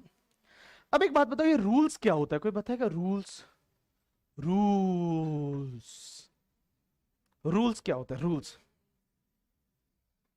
Rules. Income tax act हो गया, उसमें चेंज करना है तो फाइनेंस एक्ट के थ्रू। रूल्स क्या होते हैं, हाँ बोलो क्या, सेंट्रल गवर्नमेंट के पास पावर होती है रूल्स को बनाने की, हाँ, उसको बदलने के लिए लोकसभा राज्यसभा को नहीं पूछना पड़ेगा, रूल्स को सीधा बदल सकते हैं, ऐसा इनका कहना है। और कोई रूल्स क्या होते हैं, एक बात बताऊं, इंडिया में टैक्सेस लेने के लिए अपनी फाइनेंस मिनिस्ट्री होती है, उस फाइनेंस मिनिस्ट्री में 2 रेवेन्यू के बोर्ड होते हैं, बोर्ड 2 होते हैं, मतलब 2 लोग मैनेज करते हैं पूरे टैक्स स्ट्रक्चर को। एक का नाम है सीबीडीटी, सीबीडीटी का फुल फॉर्म होता है central board of direct taxes. और ये जो लोग मैनेज करते हैं ना, ये जो लोग मैनेज करते हैं वो पूरा इनकम टैक्स मैनेज करते हैं, इनकम टैक्स मैनेज करती है सीबीडीटी। और एक होता है तुम्हारा सीबीआईसी, और ये सीबीआईसी वाले जो है ये लोग आपका मैनेज करते हैं जीएसटी, कस्टम वगैरह, ये मैनेज करते हैं। इसके बारे में आपको आईडीटी के टीचर बताएंगे, मैं आपको सीबीडीटी की बात कर रहा हूं। ये सीबीडीटी है ना, ये इनकम टैक्स को पूरा मैनेज करती है। अब है ना, सीबीडीटी को कुछ रूल्स बनाने का पावर दे रखा है। रूल्स कौन से, जैसे बहुत बार सेक्शन है ना, वो सेक्शन में ये लिखा होगा, जैसे मैं एक एग्जांपल ले रहा हूं, छोटा सा एग्जांपल, इधर देखिए कि डेप्रीशिएशन की रेट क्या है इनकम टैक्स में। डेप्रीशिएशन की रेट मैं आपको बताऊं, डेप्रीशिएशन की रेट अपन पढ़ेंगे, जैसे कंप्यूटर है तो कंप्यूटर पे डेप्रीशिएशन कौन सी रेट से लेते हैं पता है, 40% की रेट से। कंप्यूटर पे डेप्रीशिएशन 40% होता है, हर साल 40% डेप्रीशिएशन मिलता है कंप्यूटर पे, लैपटॉप पे 40%। लेकिन क्वेश्चन ये आता है, सर ये 40% रेट से डेप्रीशिएशन मिलता है, ये कहां लिखा हुआ है? इनकम टैक्स एक्ट में ऐसा नहीं लिखा। इनकम टैक्स एक्ट में क्या लिखा हुआ है पता है, कि depreciation is allowed at prescribe rate, और ये प्रिस्क्राइब करती है सीबीडीटी। सीबीडीटी को ये पावर दे रखा है, क्या लॉ में एक पावर दे रखा कि डेप्रीशिएशन आपको अलाउ होगा कौन सी रेट से वो सीबीडीटी प्रिस्क्राइब कर सकती है? तो सीबीडीटी उसको प्रिस्क्राइब करती है रूल्स के माध्यम से। तो रूल्स जो होते हैं वो रूल्स क्या होते हैं? एक्ट को सपोर्ट करने के लिए रूल्स बनाए जाते हैं। एक और एग्जांपल लेता हूं, जैसे आपने सुना होगा हर साल इनकम टैक्स रिटर्न भरना पड़ता है। इनकम टैक्स रिटर्न के बारे में सुना? आपको पता है आईटीआर? या आईटीआर, वेरी गुड, क्या नॉलेजेबल लोग हैं। ITR, so no it's not income tax, it's ITR. So yeah, it's ITR. So you know the people have to file the ITR, but in ITR there are different form of the ITR. You know that? You know that there is a ITR 1, ITR 2, ITR 3, ITR 4. There are different ITR ना? आपको पता है ITR के अलग अलग form आते हैं। जैसे किसी की इनकम सैलरी की है तो उसको ITR 1 भरना है, किसी की इनकम मान लो बिजनेस की है तो उसको ITR 4 भरना है। लेकिन ये कहां लिखा हुआ है कि इसको कहां आईटीआर भरना है, कौन सा भरना है? ये रूल में दे रखा है। इनकम टैक्स एक्ट में सिर्फ ये दे रखा है कि भाई एसएससी है, उसकी इनकम इससे ज्यादा है, उसको इनकम टैक्स रिटर्न फाइल करना पड़ेगा इन द प्रिस्क्राइब्ड फॉर्म। तो ये जितना भी प्रिस्क्राइब किया जाता है ये कहां किया जाता है? रूल्स में किया जाता है। ये जितना भी प्रिस्क्राइब किया जाता है वो आपके रूल्स में किया जाता है, और रूल्स में दे रखा है कि भैया आपको इनकम टैक्स रिटर्न कौन सा फाइल करना पड़ेगा। तो इनकम टैक्स रूल के बारे में कल मैं आपको लिखवाऊंगा कि भैया रूल्स जो है वो इनकम टैक्स एक्ट को कैसे सपोर्ट करते हैं, क्या सपोर्ट करते हैं। अब दो और चीज होती है, थोड़ा सा डिस्कशन कर लेते हैं, लिखेंगे कल करके, आज कुछ नहीं लिखने वाले। मुझे बताओ नोटिफिकेशन और सर्कुलर के बारे में सुना कि नहीं सुना? क्या होता है नोटिफिकेशन और क्या होता है सर्कुलर? चलो बताओ। ये लोग बैग पैक करने लग गए हैं करके, ठीक है। सार्थक जी को पता नहीं कहां पे इनको जाना है, कौन इनका वेट कर रही है? कोई वेट नहीं कर रही बाबू, ठीक है। बताओ नोटिफिकेशन और सर्कुलर क्या होता है, उसके बाद मैं छोड़ रहा हूं, बस कल इसके बारे में लिखवाएंगे आगे। हाँ बोलो। सर्कुलर डिपार्टमेंट पे एप्लीकेबल होता है, नोटिफिकेशन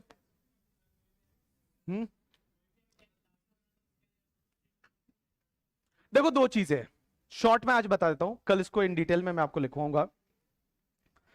नोटिफिकेशन और सर्कुलर में क्या फर्क होता है? एक होता है नोटिफिकेशन, एक होता है सर्कुलर। नोटिफिकेशन मतलब किसी भी चीज को नोटिफाई करने के लिए गवर्नमेंट नोटिफिकेशन निकालती है। नोटिफाई मींस अमेंडमेंट का इफेक्ट देने के लिए। जैसे मैं एक एग्जांपल लेता हूं, आप समझेंगे।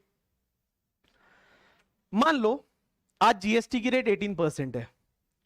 गवर्नमेंट ने इस बार बजट में डाला कि जीएसटी मान लो टेक्सटाइल इंडस्ट्री पे 18 की जगह 20% कर देंगे, या 28% कर देंगे, या 5% कर देंगे।